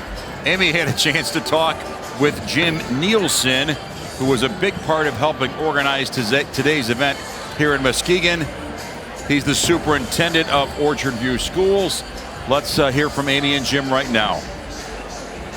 Here with Jim Nielsen, superintendent of Orchard View Schools. Welcome, Jim. What a fantastic venue, or I should say, you're welcoming us to your facility here. Well, we're really proud to have this event here. First Robotics has been an awesome organization to work with for the last 4 or 5 years, and very excited to host it. We love having people come into this beautiful high school. We love showing off our facilities, and we love seeing it being taken advantage of for this entire week as they prep for this contest, and then these last 2 days of the contest. It's just nothing but excitement. 40-plus schools, thousands of fans. It doesn't get any better than this for a high school event. Yes, the excitement is buzzing in the air. They're in the pit area, and the games have actually begun already. I know the crowd gets so into it. We were talking a little bit before about some of the benefits to the kids who are participating in this program. Can you tell us more about that? Well, sure. When First Robotics first came to Orchard View, I didn't know a whole lot about it, and I thought it was strictly just this robotics competition. And what I found out is the students that are here, they're working together, they help each other. Teams lend a hand for other teams when there's work that needs to be done and parts that need to be borrowed or expertise that maybe can be lent. It's just awesome to see the camaraderie of the kids. Certainly, it's a competition. Kids are trying to win, teams are trying to win, but they also are really trying to help each other. And I think that's the spirit of this competition that sets it apart from maybe a lot of other types of athletic or other school-related competitions. Well, that's right. It's a true team spirit. It takes collaboration to put these machines together that do these intricate maneuvers, and it's absolutely everyone working together, the operators and the drivers and the mentors, right? Yeah, and it's really exciting because when these teams get the stipulations and rules for each of the year's competitions, they all start building their robots. And so when they get here, sometimes you look at the robots and they look very similar, but yet the way they interact is all very different. So it's interesting to see how all the different teams come together. And that's where the camaraderie comes in. People look and say, you're doing this, but you could be doing that. if you'd like us to show you, we will. And if you walk around through the pits, which we do every day, you see teams and mentors helping out other teams and mentors, which is, again, just the spirit of all of this is just awesome. Yes, and so this must be invaluable experience for the kids. I'm wondering what the future looks like for them as they transition out of high school. What are the possibilities from having this shared experience? Well, there's a lot of things that kids get to do in high school, and very few of them can everyone turn pro, right? We talk about the vast minority of people that will do something forever that they learn in high school or they participate in high school. The lessons from this is something the students can carry on forever in whatever their career choice may be. This is the foundation for what a lot of students will do as adults that will change our world. Absolutely, that's what it's all about. Well, Jim, I think that's a fantastic way to wrap up our talk, and we're just looking forward to seeing how the game day plays out. Thank you so much. Yep, thank you. All right, Amy and Jim, thank you very much. Good insight, and let's get into our brackets for match 13. Only about 30 seconds away, so we are on the stretch run here. Yep, so match 13, this is the lower bracket finals. Alliance 1 versus Alliance 4. Winner is in the finals. Now, when we make it to the finals, everything is thrown out. It is one best 2 out of 3, or first to 2 wins is going to be our champion. So sometimes when you do a double elimination match, technically the robot or the team coming from the upper bracket hasn't lost yet. So sometimes you reset the bracket if they lose. We don't do that here. It is just 1, 2 out of 3 once we get to the finals. So Alliance 1 or Alliance 4 is going to be joining Alliance 2. So we have Alliance 1 against Alliance 4. And there we are. With Gull Lake, Calvin Christian, Mason County Eastern, Mona Shores, Zeeland West, and Morley Stanwood. So definitely a west side feel to this this match 13. Yep. So Alliance 4, last match, they won, but they were gifted a lot of penalties, helping them get that win. They need to continue to improve, to cut down on their shot time, to cut down on their misses, and to maximize their amplification periods. Meanwhile, number 1 Alliance in red, they have problems of their own. They had been cruising through this event until they met Alliance number 2. Alliance number 2 threw 1 robot on defense in a good spot, and 85, who had been a very high-scoring robot, was slowed down significantly by that defensive robot. So we'll see if our Blue Alliance, Alliance number 4, is going to take any lessons from watching that match. I think Amy feels a little shortchanged that she didn't get to do the YMCA. Yep. We'll, we get all the dance songs here, so yeah, right. You know, we just need to get her list of her favorites. And, right. We'll have an Amy McWhorter playlist. Yeah, let's see what's coming up next week. We are heading to the east side of the state next Sunday. We'll be in Troy Athens High School, so plan on that if you're following our district events.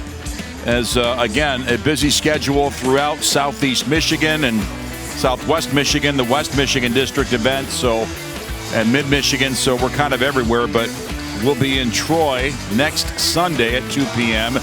April 5th and 6th, we'll be in Saginaw for the big deal. The Saginaw Valley State University is the host site again for the Michigan State Championships. 160 teams, 7,000 in attendance. It is a giant production and a great way to cap off the end of the Michigan robotics season. Yeah, big show. Really competitive robots. Great matches there at the end, too.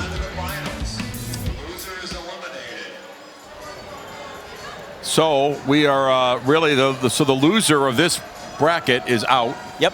Winner's moving on. And we'll get another break after this match because they're going back to back. So we're waiting on, it looks like 4381. So we've got 2 blue robots on the field right now and 3 reds. So hopefully there is not an issue with that robot. You know, Dan, one of the things that continues to take Michigan robotics to a higher level, the virtual robotics studio that you are directly involved in. Yeah, let's, there you are. That is me. What is that? We're cutting some stuff. Look, for the first time ever this year, First added a kit bot to the kit of parts. So you can build a robot that can compete in the game. It's meant as a starting point, and then you can go beyond that to make your robot better and better. Well, what we thought in Michigan was, paper instructions, like IKEA instructions, not always the best way to kind of teach some of the things that go into building the robot. So what do you do now when you want to learn how to change a tire, fix your toilet, whatever? You go to YouTube and you watch a video. So we created a video series that guides teams through the building of that kit bot. I can remember a time when Dan Kimura was not a TV and internet sensation, and now you are just taking over everything, pretty much, robotics related. I think sensation might be stretching it a little bit, but we are popping up in more places. We're trying we're trying to do everything we can to help teams,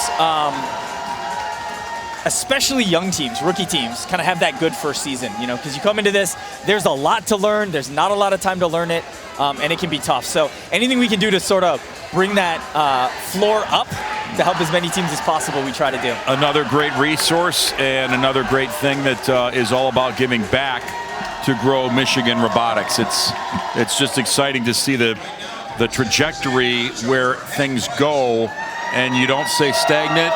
You just keep on finding new ways to expose things to kids and hope that they embrace it and engage with it. There's always more we can do. We can always do better. Yep. All right, that missing robot is on the field now, so that's good. Missing robot. We're missing. Yeah, we were short one robot on blue, okay. But they are out there now. Oh, okay. What was the issue? Where was the robot? Not entirely sure. Sometimes they could still be working on the robot. I got our guy Josh here writing something down. I think he's going to come through for us. So it sounds like they were trying to fix the robot. They were making repairs. A lot of times you will rush to the field after that. You can't be too late. If you're too late, it's going to be a problem. But they made it pretty quickly. Now, once you get on the field, you still get time to hook up your controller, get connected, and all of those things. So that's what we're waiting for. That usually takes a couple minutes after the robot is on the field and powered up. Let's applaud Josh for his penmanship. I can read it. It says fixing the shooter. Okay. Right? Okay. And that's what we saw in the last match, if you remember, 43-81. They talked about their potentiometer, which is sort of how they can angle things, aim angles on things. But we saw their shooter kind of bouncing back and forth in that match, right? Not able to kind of lock into the right spot. Looks like there was probably some damage there. Hopefully that's fixed. When you got a piece of your robot that's bouncing, pretty sure that's not a good thing, right? Yeah. Excessive bouncing? You know what? I can't even think of a counterexample. I think bouncing is always bad. I was like, there's got to be some robot in the past where it bounced on purpose. Oh, yeah. Okay, I got it. 2010, there were the rails that came across the field, so balls would roll across the top of the field, and teams would try to bounce the ball back into their zone to score it again. So that's the only good bouncing I can think of. 2010. Back in the Wayback Machine with Dan Kimura. Good memory. Here we go. Match 13. 43-81 shot low. Something, it might not be fixed. The winner is moving on to the finals, and an auspicious start for the Blue Alliance. Auspicious meaning bad. And Red cleaned up. They missed no shots. They hit everything they go for. Oh, man. 49 points in 15 seconds. Yep. All eyes on 43-81. Well, and it looks like they're playing defense. You will need a monster comeback here from the Blue Alliance.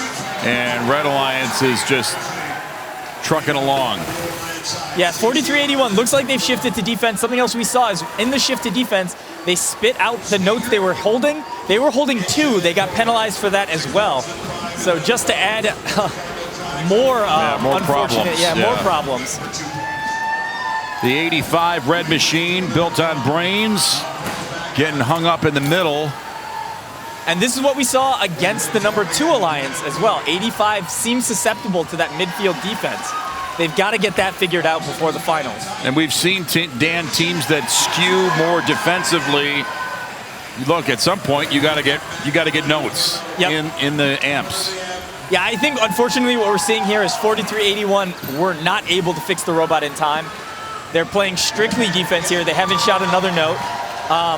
And that's just, it's going to be very hard for this alliance to make up this point differential. So the robots are flying all over the place, but the point disparity on the board here is really heavily favored in favor of the Red Alliance. Like 50, 60 points. You can see it on your screen. I mean, they lost their kind of #1 shooter, their #1 option on offense, and that's going to have a big impact. Well, they'll be in action again next weekend, and some big modifications over the week. Got another dead robot? Yeah. 6100. Yeah, they lost communication. So that robot is, I don't know if I see any lights on that robot at all. 6100 is the MS robot's name is Mo. Yeah, we kind of peek in here. Sometimes if you see some blinking lights, any little bit of lights, you can see those. That means that it still has power and it might come back. I don't see anything on this robot. It might just be buried, but they might have lost power entirely. Well, the big start for the Red Alliance sucked a lot of drama out of this match. Yep, and the robot damage to 4381. Sometimes it's not how bad your robot is damaged, it's when your robot takes that damage. When you're starting with a bad robot, that's hard to overcome as opposed to something that might happen late after you've already piled up your points. Right, and if you can get an early lead and then the robot's damaged, switching to defense is okay because you don't need those points to catch up. Unfortunately, it was down right from the start. And bad timing match-wise too, right? Yeah. This was their lower bracket match. If it happened in their upper bracket match, they have time to go fix it. And I think actually it did earlier happen in their upper bracket match too. So one-sided scoring here in match 13. So the outcome is a little bit not in suspense, or not much suspense. Yep. We've got the, presumably the matchup of 1 versus 2. Let's put it this way. Blue Alliance going to need a lot of penalty points. I would be very shocked if the outcome changed on us, yes. Like all the penalty points in the world. And the crowd in the gym here knows who's moving on. And we are going to tabulate our graphic. There are penalty points, but pretty sure there's not enough for the Blue Alliance. No, they would have needed a red card. There it is, 87-31. And the Alliance 4, Blue Alliance, goes quietly into the Western Michigan night. Yep, with 17 penalty points, 87 is not a huge score, right? Take those penalty points away, you're only looking at a 70. Good news, though, is 85 got some more practice playing against defense, and they're going to need that going in the finals. Downstairs to Amy McWhorter. Well, yeah, we're talking positivity. I love how Hope just congratulated Ada and said they did so well. I know you have some disappointment. I could see it in your eyes. Talk to us just a little bit about, what happened there. So we went into that match. Our encoder was gone at that last match. So we had to replace it. We ran out of time to switch it, so we just didn't have an encoder. We didn't have time to reset the 0 or switch it so that it was going positive instead of negative. We straight up just didn't have time there. We ran out of time, and then, so we were down. We had lost a module in there because we were slow, so not even good defense, which is lame. And then the other team, I don't even remember what happened to them, but both robots, we all just crapped out. Yeah, there was a series of things like you were saying, but you hung in there, and it's definitely teamwork, and you'll do better next time. Yeah, we're going to completely rip it apart and put it back together. Exactly. You got work to do. That's good. That's part of this. So, Hope, what are you looking at focusing on for strategy moving forward? We're pretty excited to keep moving on, and we're going to kind of keep doing what we've been doing, what works best. We're going to keep cycling back and forth, our team on amp and everyone else on speaker. Excellent. Well, We look forward to continuing on, and we're going to put it to the awards in center court. We're going to do the Autonomous Award. It celebrates a team that has demonstrated consistent, reliable, high-performance robot operations during autonomously managed actions. Evaluation is based on the robot's ability to sense its surroundings, position itself, onboard mechanisms appropriately, and execute tasks. This robot let down its hair and started every match with positive results. They were tuned in and demonstrated exceptional programming and consistent performance throughout the event. The team has the right frequency to hit all the notes. Congratulations, team 3572 Wavelength.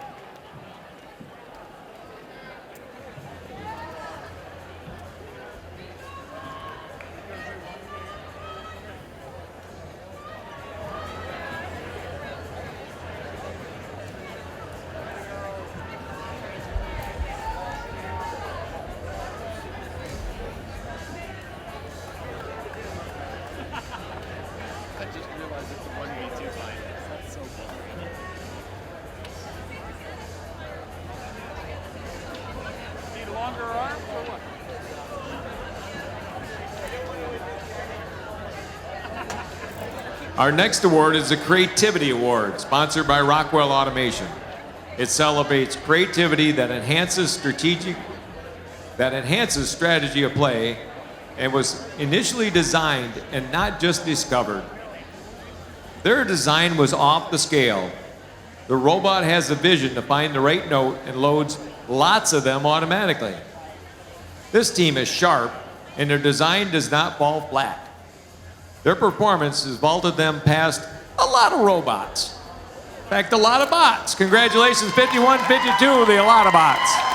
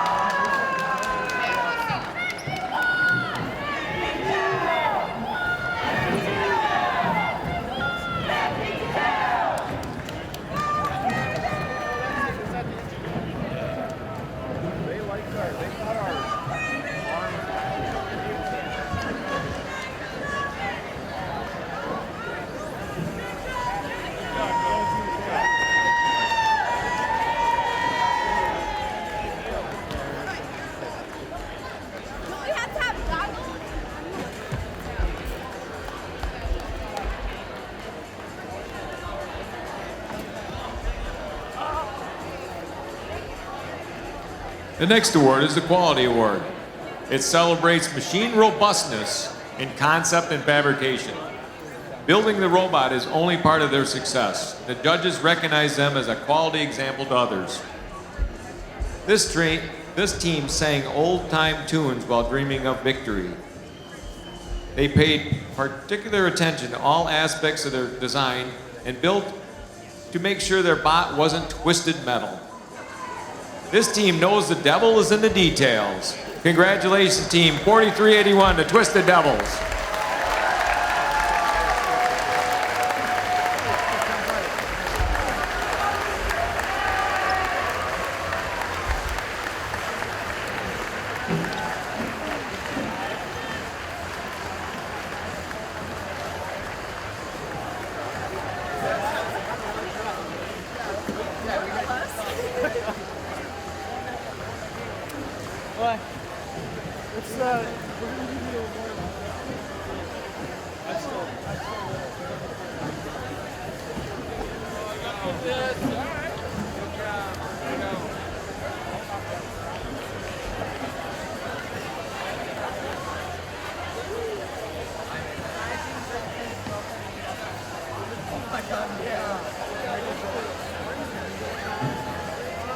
Our next award is the Industrial Design Award, sponsored by General Motors.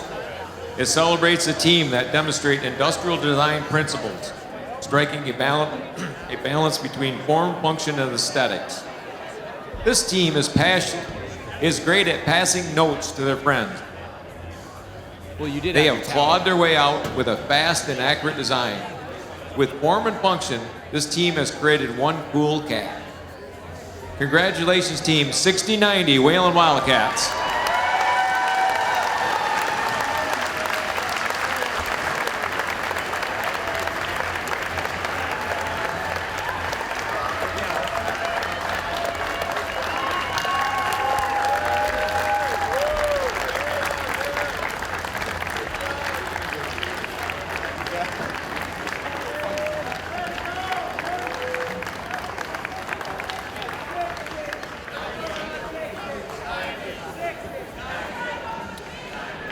Earlier today, Amy had a chance to talk with one of the great stars of this Michigan First Robotics.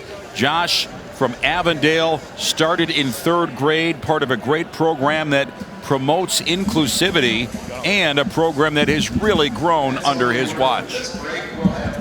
Josh from RoboJackets is here with me. Could you tell us a little bit about yourself, Josh? Yeah. Well, hello, my name is Joshua Epen. I am a senior from Avondale High School, and I am on FRC Team 3538, the RoboJackets. And you have a lot of passion for your program. Tell us a little bit about your program and the opportunities there. Yeah. So the best way to start this off is by starting roughly 4 years ago, where we started a research project that, in partnership with the Avondale School District, looked to see what the barriers to accessibility were in the field of competitive youth robotics. And through various different research methods, polls, surveys, and other factors, we were able to come out to 3 massive things that are barriers: money, mentors, and space. Simply put, without money, it's an expensive program. You need money to be able to compete. And we're super, super fortunate to be in the state of Michigan, where we have congressional budgets that help support and foster the growth of teams in this state. It's why Michigan's the best state for robotics, am I right? The second one is mentors. We're just kids, right? We don't know what we don't know. So why try to reinvent the wheel? Well, we can learn from the experiences that adults and other individuals have gone through to further help make us do better and take those experiences and learn new things and do better overall. And then the last one is space, right? And it doesn't have to be massive, or it doesn't have to be the biggest, grandest thing, but being able to have a physical space and a physical location to be able to grow a program and to be able to foster an environment where students feel safe, secure, and home, for lack of better words, is huge to being able to grow a program and grow a community. And I know you've brought some pictures Yes. to show us, and that can help us talk about the competition. So let's take a look at the first one. Yeah, so this is actually a picture of one of our drivers setting up for a match. Going into a match from a drive team perspective, it can be intense, right? You don't know what's going to happen in the match. You don't know the outcome, but it's always starting off with that cool, calm, collected feeling, and just saying, hey, we're going to do the best that we can, and just seeing what happens in the match. This photo is actually a prime example of what I call the unsung heroes of any team, the strategy and analysis team, the work crew that I primarily lead, and I am very, very fortunate to work with these individuals on. Their role in the stands is to watch every single robot during every single match and identify and collect data points that say, hey, this is how many objects the robot is scoring, this is where they're scoring from, this is the type of strategy they're playing, this is the type of maps and overall alliance composition that they're working with. And based on that data that they collect, we're able to extrapolate and visualize it and say, hey, when we are with X, Y, and Z as partners, these are our strengths that we want to play on to get the most points and win the match. And when we are against A, B, and C, we know that our strengths might be overall better to our cause of winning, and we can do this strategy to win the matches. Because at the end of the day, that's what we want. We want to win matches. Absolutely. So putting into action the growth and promoting the opportunities. Yeah. Speak to this last photo. Yeah. Man, where do I even begin with this one? This one is amazing. So a really, really awesome thing about the RoboJackets program as a whole is that we incorporate students in the high school level of competition from as young as we can get them. We don't want to pigeonhole students into specifically staying into one program. We want to give them the fundamentals of engineering and the fundamentals of business or whatever their realm of interest is from a very young age and develop that so that by the time they get to high school, their skills are already exponentially past the curve. And based on that, we are able to have a stronger performance as a team. So the picture that was on the screen just a moment ago is actually a third grader in the pits today working on our robot. He showed up, he played in our FTC league that we hosted and we ran, and he showed up and he's like, hey Josh, I really want to do robotics. Can I come to one of the high school meets? And we're like, yeah, why not? This is great. The more the merrier, right? And the kid came in and he was on it, man. He came in the pits, he had his 5:30 seconds Allen wrench in his hand, and he's like, all right, I need to tighten this bolt and that bolt, and you tell me what to do and I'll get it done. And that's the stuff that we love seeing, and that's the type of environment that we as RoboJackets are proud to foster, especially with the growth of our 36 different FTC teams, all hosted inside of our own organizational structure. Going back to how we actively try to fight against barriers to accessibility in the field of competitive youth robotics, we actually were able to produce and manufacture a robotics kit of parts with a very prominent robotics retailer that is currently being sold in over 22 different countries today. All of the teams that are hosted inside of our league, all 36 of them, started off the season with the build kit that we had designed and purchased from the retailer. And the goal of that is that if you are a new starting team, you don't know what you don't know. So instead of having you be forced to try to figure it out and maybe being able to do something for a low cost, let's purchase a kit, build the instructions with inspiration from Lego manuals. Same way you go to the store, you buy a Lego kit, you get the instructions, you just flip through the pages and follow the steps, right? And with that, you're able to build a robot that works with space to innovate and grow on additional to that, which further promotes the cause of, hey, we are giving opportunities for people to be able to expand what was previously unknown, and that is massive. And it's amazing to see that tangible change in our community today. It is amazing. And you know what else is amazing? Your energy and passion. What a pleasure. Thank you so much, Thank you very Josh. much. Appreciate it. All right, Josh, good job. Amy, good job. Good insight. And yeah, we're getting right down to it here. Now it's our first match in the finals. First to win two. First to win two. What do we like here, Dan? Well, I mean, they're pretty evenly matched. If we pull all of their scores in the eliminations or in the playoffs thus far, Alliance number 1 in blue has been averaging 81.25 points. Alliance 2 in red has been averaging a little bit less at 80.67 points. So less than about half a point in it.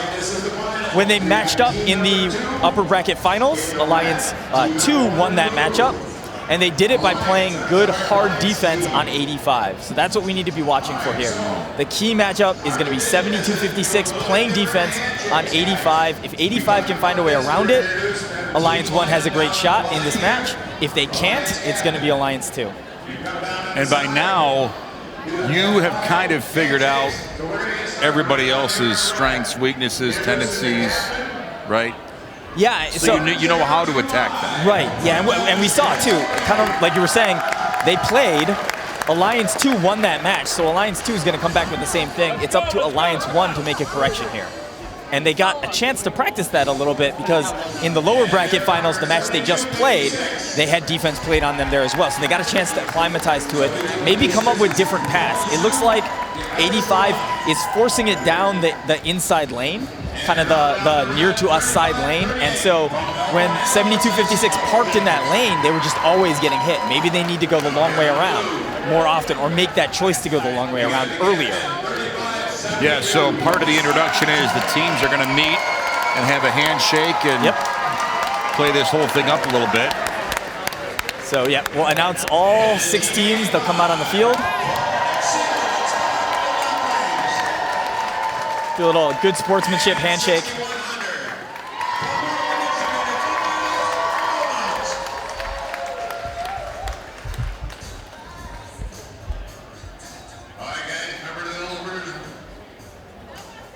Sometimes you'll get some historical tidbits from our floor MC here. So I'll give you one. As we're Are you stealing waiting. it right from him, or is this one of your Hold on. own? I have to listen. Last year, in the finals right here at Muskegon, 35-38, who is on our #2 alliance in red, won the event. They beat 35-72 on our #1 alliance in blue. So it's a rematch from last year's Muskegon finals. So the memories of last year's competition, rivalries renewed here today in Muskegon. Again, it's the first to win 2.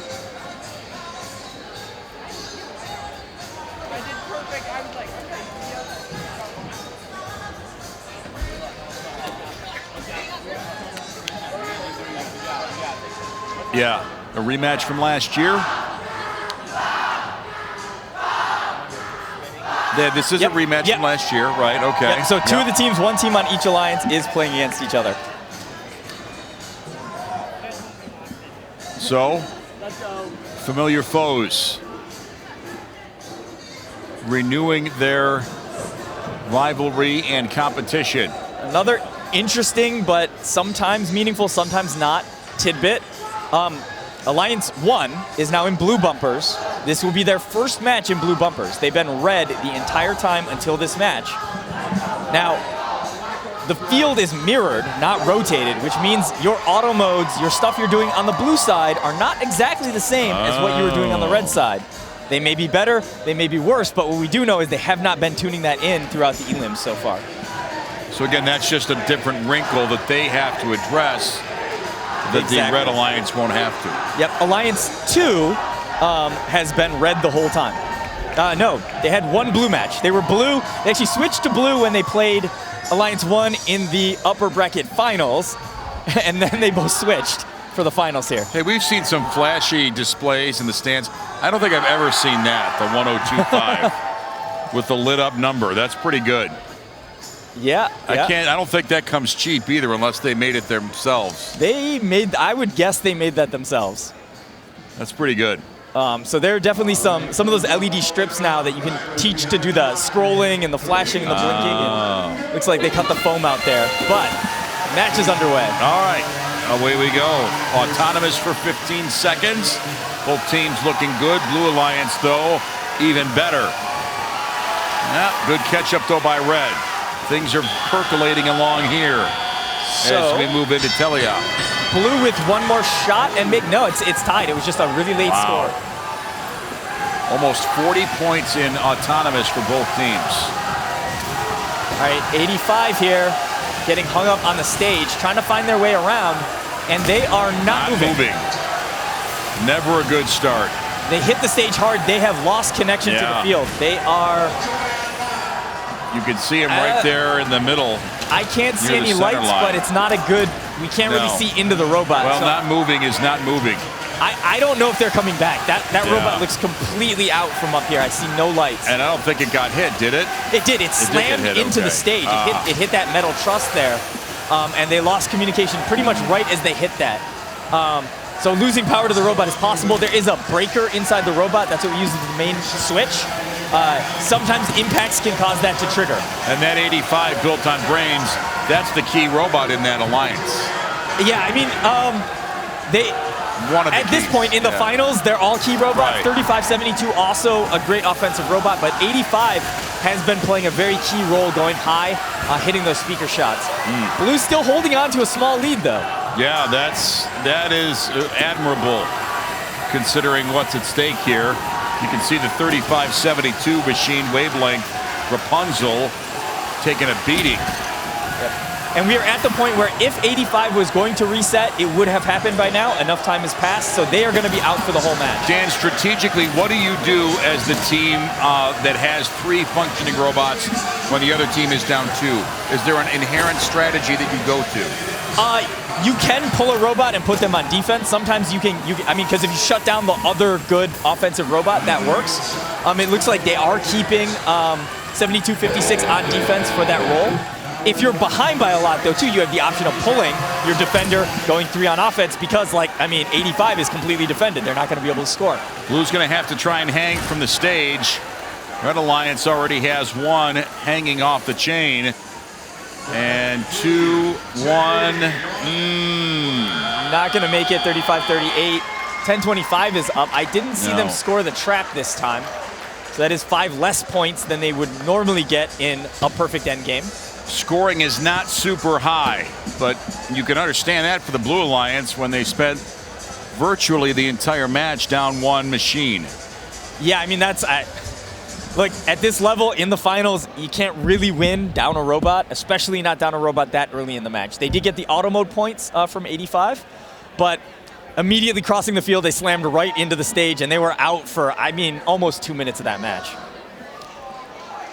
Well, hopefully an easy fix. They're already looking at it at the center line. Yeah, hopefully something, just the battery came unplugged or the breaker popped. Those are the best fixes. But yeah, it lost power completely, so it's something like that. And again, regardless of what happens, we're still going to have another, at least 1 more match. It's a 1st to 2. Exactly. They get a chance to come back, fix the robot, come back, try again. You know, and that match was looking good for them up until they lost the robot, right? We commented, 30 seconds after that they still were holding on to a lead. There's your win for the Red Alliance. And they got 10 penalty points. The speaker scoring pretty close. So the penalty points are a big difference. And I mean, even more so. Like, take those 10 penalty points, 60-69, and you had a robot out for 2 minutes of the match. You can take some positive notes from that. Yep. So maybe a quick fix, and the Blue Lions can get things back on track sooner than later. Now, in terms of the process for a team that has a robot down, how much time do they have to get it repaired? There is a set field timeout that we're going to have here between this match and the next. I think it's going to be the same 15 minutes that we saw before, because they are going to give out some more awards. So they have a pretty nice chunk of time to get that work done. Downstairs we go to Amy. Yeah, that's right. It's really amping up now, pun intended. Devin, tell us, what are you looking to do in the next round? Just keep doing what we're doing. I think the most important thing as we make it this far into the challenge is just maintaining the cool, composed attitude and not getting too ahead of ourselves. We just have to keep our heads in the game and keep playing how we've been playing the whole day. I love that, and you've been playing magnificently, so we can't wait to see how it develops, and we're going to take it over to the awards.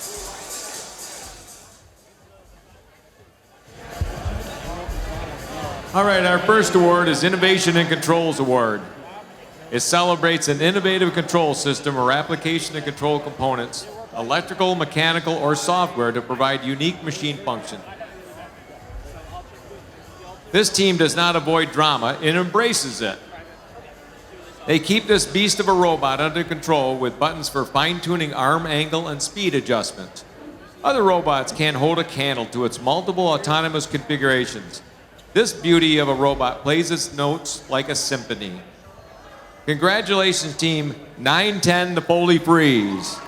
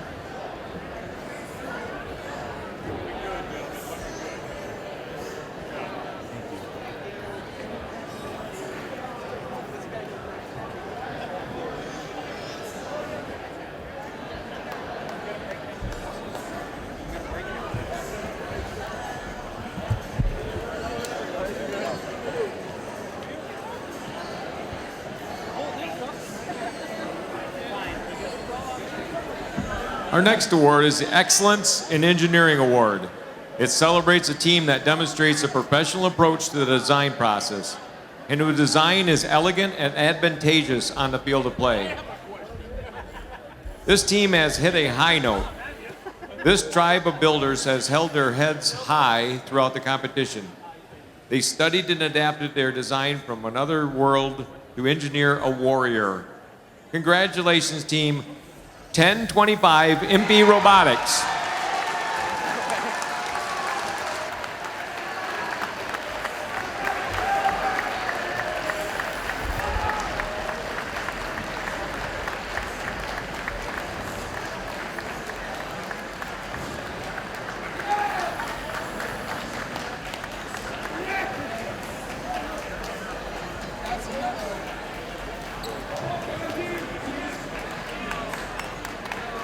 Let's go, guys.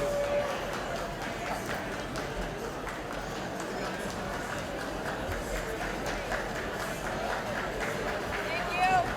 This way. You all.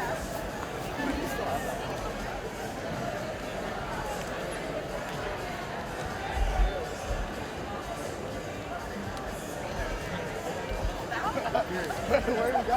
Only high school kids are supposed to be handling those.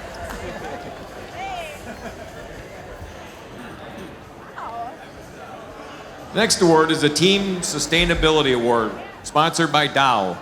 It celebrates and recognizes a team which has developed a sustainable practices to have a positive environmental impact and achieve long-term continuity. There's a certain buzz about this team. There is no one else in the world better at building enthusiasm in young kids and accessibility for all. They won't get stung as they focus on the future, building in their successful past. Congratulations, team 3538, the Robo Jackets.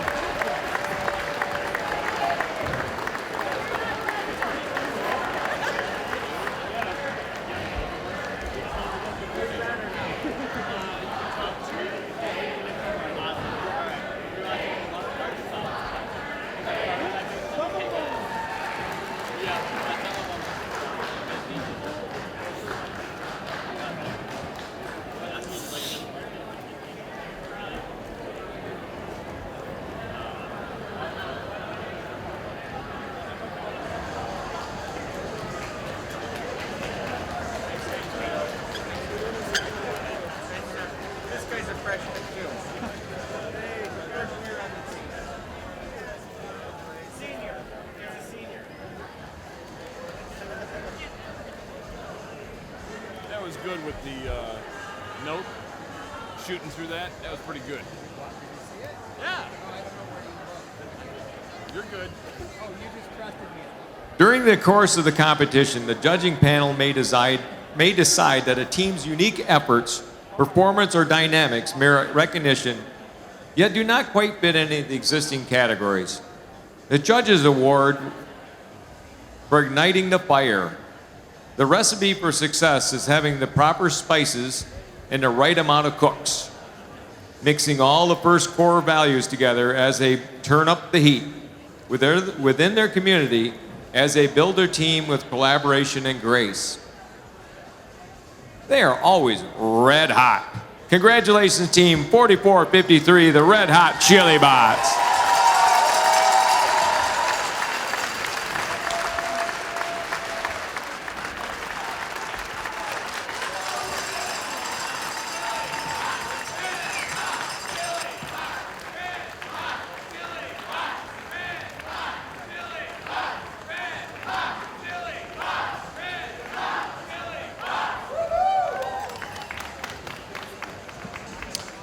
Now let's get a word from one of our sponsors, a very inspiring story about technology and innovation.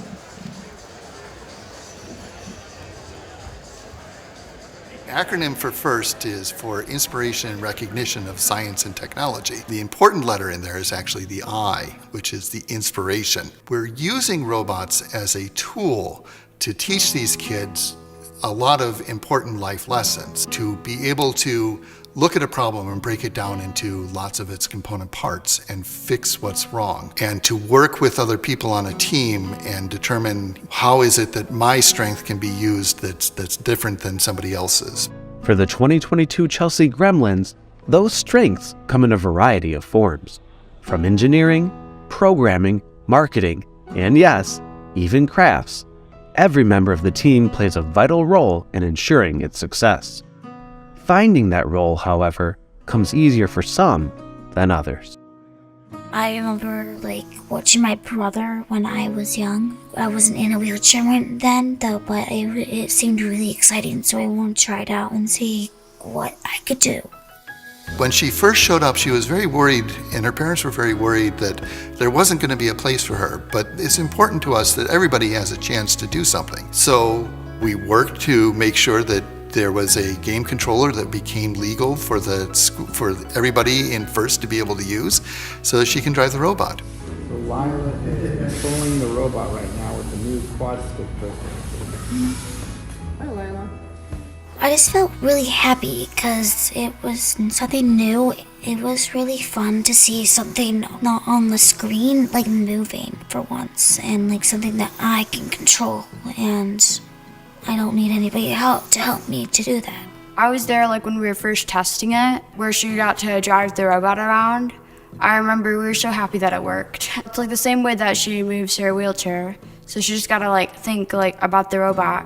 She's used to controlling it like that. All she has to do is just think about where she wants the robot to go. So it makes it a lot easier for our team having someone as good of a driver as she is. That's what robotics is all about, taking a challenge and finding a solution for it. It's oh, this is, wow, I can drive this, robot like a remote control car. I don't need my hands to do it. I can do it all with my mouth. And she got really excited. So that gave her new energy, I remember. And she was okay, this is fun. I can do stuff with robotics. What sort of things do we think we want our robot to do? I wanted to be able to park in the signal zone. Park in the signal zone. That new energy helped Lila and her team in many ways as they worked through the 2022 FIRST Challenge. This all-girls team worked through building, designing, and programming their latest robot with the hope of returning to the state finals again at the end of the season. For Lila, this season was another one for the books. From presenting to judges to helping strategize, there was nothing stopping her from helping the Gremlins reach their goals. And yes, that includes her favorite part, driving.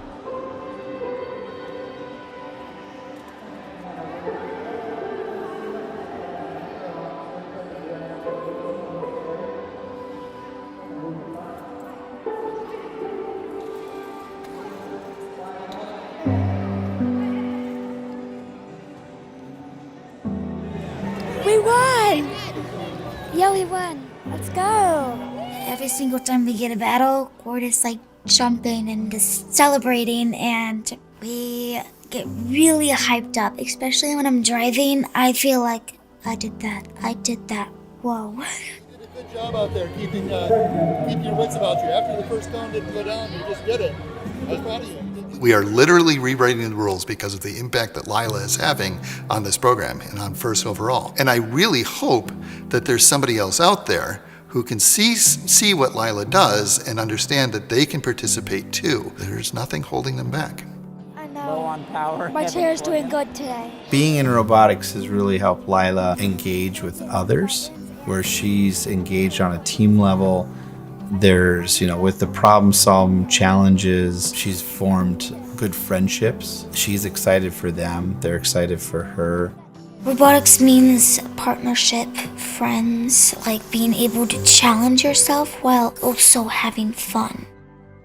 Consumers Energy is proud to cheer on teams like the Chelsea Gremlins. Lila and her teammates inspired us throughout the 2022 season as they once again reached their goal of making it to the state finals, proving that with a dream and a few creative minds, anything is possible.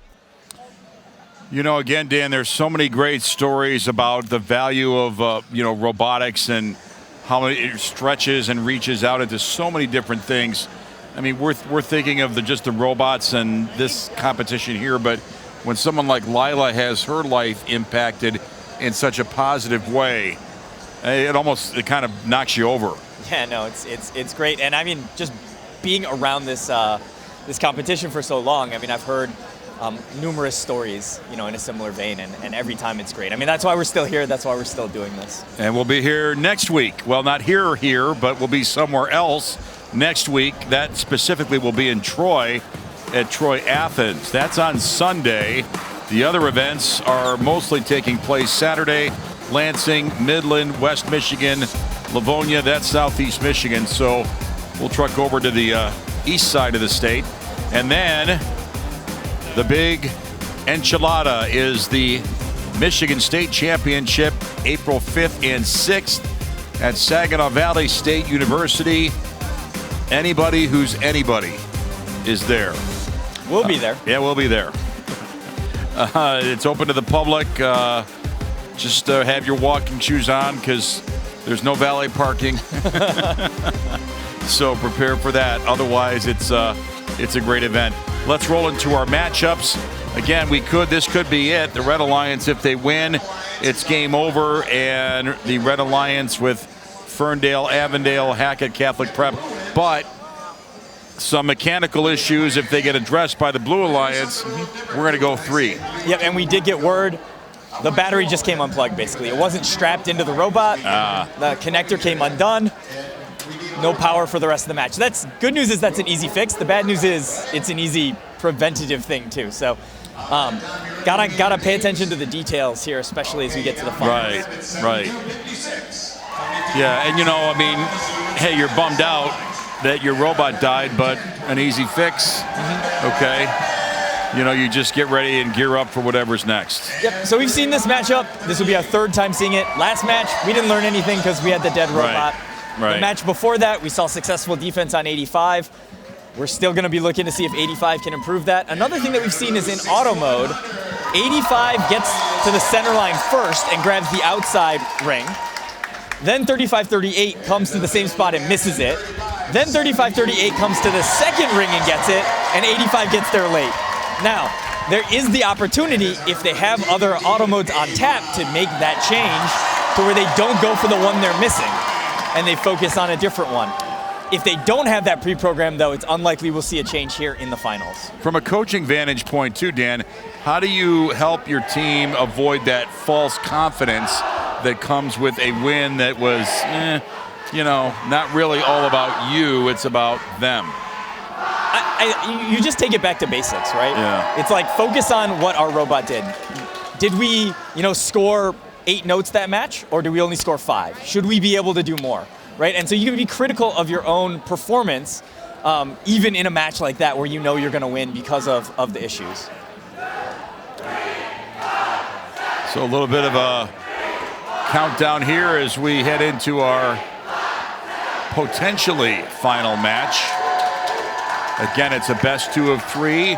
Blue Alliance is hoping that the simple fix will flip the script in their favor.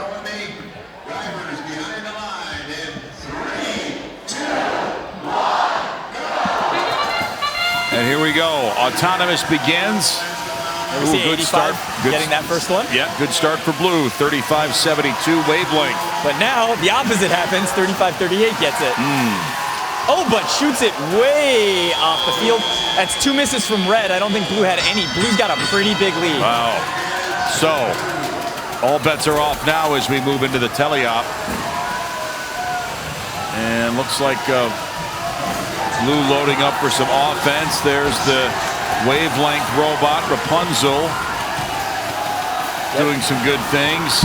85 or 35-72. One of them drew a penalty on Red there. 72-56 has to be careful. They're playing defense close to the loading zone, which is protected. The Robo Jackets Robot throwing some rings into the corner, but some good blue defense. Well, 6,100. They can't call it defense when it's just sitting there. They moved to play defense, but they are disconnected. They have lost connection to the field, so that robot is out. It's out in a good spot for right now. And Blue Alliance has a lead. So Blue has a lead.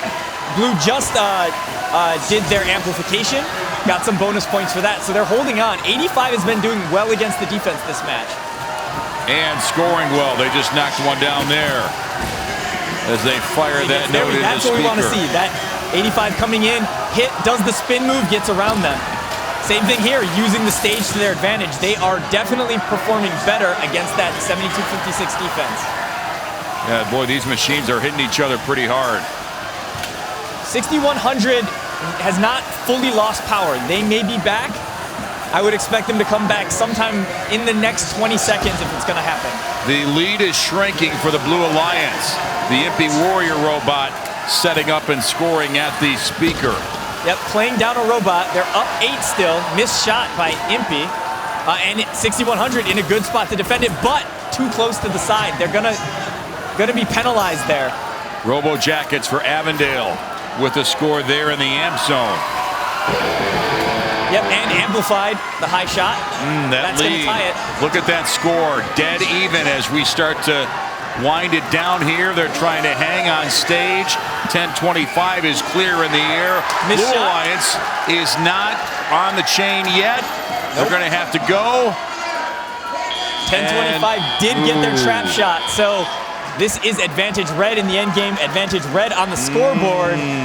We got to wait and see, though. A lot of penalties were called. Right. We saw a bunch. 6,100, I said they died in a good spot. It looks like they were a little too close to that amp zone. They might have taken some penalties for robots leaving or entering the amp zone over there. We'll see if there are any adjustments to that. Sometimes a penalty like that can get called twice, and so a penalty would then be removed just to make sure the score is correct. So they will double check that before we get our final scores. Well, it's a must-have for the Blue Alliance if they want to extend this. And it is a little precarious right now. Yep, I would say Blue, again, I mean, they made good adjustments. We saw 85 handling the defense way better than the first match. But 6,100 dying on them in the middle of that match. Again, having to play down a robot. This time not for quite as long, but for maybe long enough. So the folks here inside at Orchard View High School, they know what's just happened and transpired.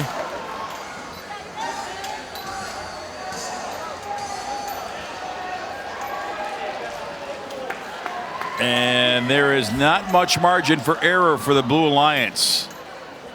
And we're going to bring up our graphic right now, and it's a Red Alliance win, even though they did not overcome in speaker points, but it's in this on the stage, and those penalty points, that's where things got a little bit dicey. Yeah, 10:25, that they score that trap note at the end while hanging. That means when they go up, it's worth 8 points. When everybody else hangs, it's only worth 3. So they always make up some points here in the end game on the stage points. But the speaker just goes to show you, like, the adjustments made by the #1 Alliance, 35-72 and especially 85, to deal with that defense, were paying off. But 6,100 going down kind of opened the door back up, and our #2 Alliance was quick to jump on it. So the Muskegon District champion is the #2 Alliance. Schools from Auburn Hills, Ferndale, and Kalamazoo. So teams that are a little bit out of region. I mean, Kalamazoo's close, but Ferndale and Auburn Hills are on the east side. So their long trip over here to the Lake Michigan area pays off pretty well. 87 points, 10 from a penalty. I don't know that we saw any team or robot here that was like, wow. But obviously, you know, we're all building, so. It's interesting, right? We'll have some tournaments we go to where there is like 1 or 2 robots that are just killing it, dominating the competition, and we expect them to win. Here, we had a lot of closely matched robots, and that gave us a lot of close matches. Let's jump back downstairs and join Amy McWhirter. Yes, very exciting play action. Devin, we see you again, and here you are victorious in the Red Alliance. Of course, Avondale being one of the players in that Red Alliance, and there was that matchup from last year. Tell us what went right. I mean, it all went right. Our communication, again, we love the Robo Jackets. We love the Irish Robotics. We worked so well together. It was just communication until the very end is what saved us. And I mean, this is the first banner that I'm taking home as a senior. It's very exciting. Oh, that is amazing. Congratulations. You know, teamwork, communications, working together, collaboration has been the theme of the day, truly. It's really inspiring. I've so enjoyed getting to talk to all of you today, and I'm going to pass it back to Dan and Dan. Amy, appreciate all your work downstairs and doing the interviews that help us kind of flesh out everything that's so meaningful and important here at all the Michigan First Robotics events. Dan Kimura, some final thoughts from you. Yeah, good tournament. 10-25 at their last event, ended up third. Not bad, but not as good as here. And 35-38 dropped out early. They've been a powerhouse in the state of Michigan for the last few years, and had a rough first event this year, but put it all together here. So three deserving winners, but two teams that had maybe not their best first weeks coming back here and taking it home. And again, just a great event here. We also want to remind everyone to stay tuned for the final awards ceremony that is coming up here in just a moment. That will continue, so by all means, continue to partake in this environment. We've had a great time here on this Saturday, bringing you all the excitement from Orchard View High School. Again, thanks to my partner, Dan Kimura. Thanks to Amy McWhirter. Great work by them as always. We have loved presenting this to you. We're coming up next week, next Sunday at Troy Athens High School. And then it's the championship event April 5th and 6th at Saginaw Valley State University. Thanks to our sponsors, Active, Magna, Consumer Energy Foundation, and we enjoy having them as part of our show as well. We say so long from Muskegon, Michigan, from Orchard View High School. This has been the Muskegon District Event, first in Michigan Robotics. We'll see you next Sunday.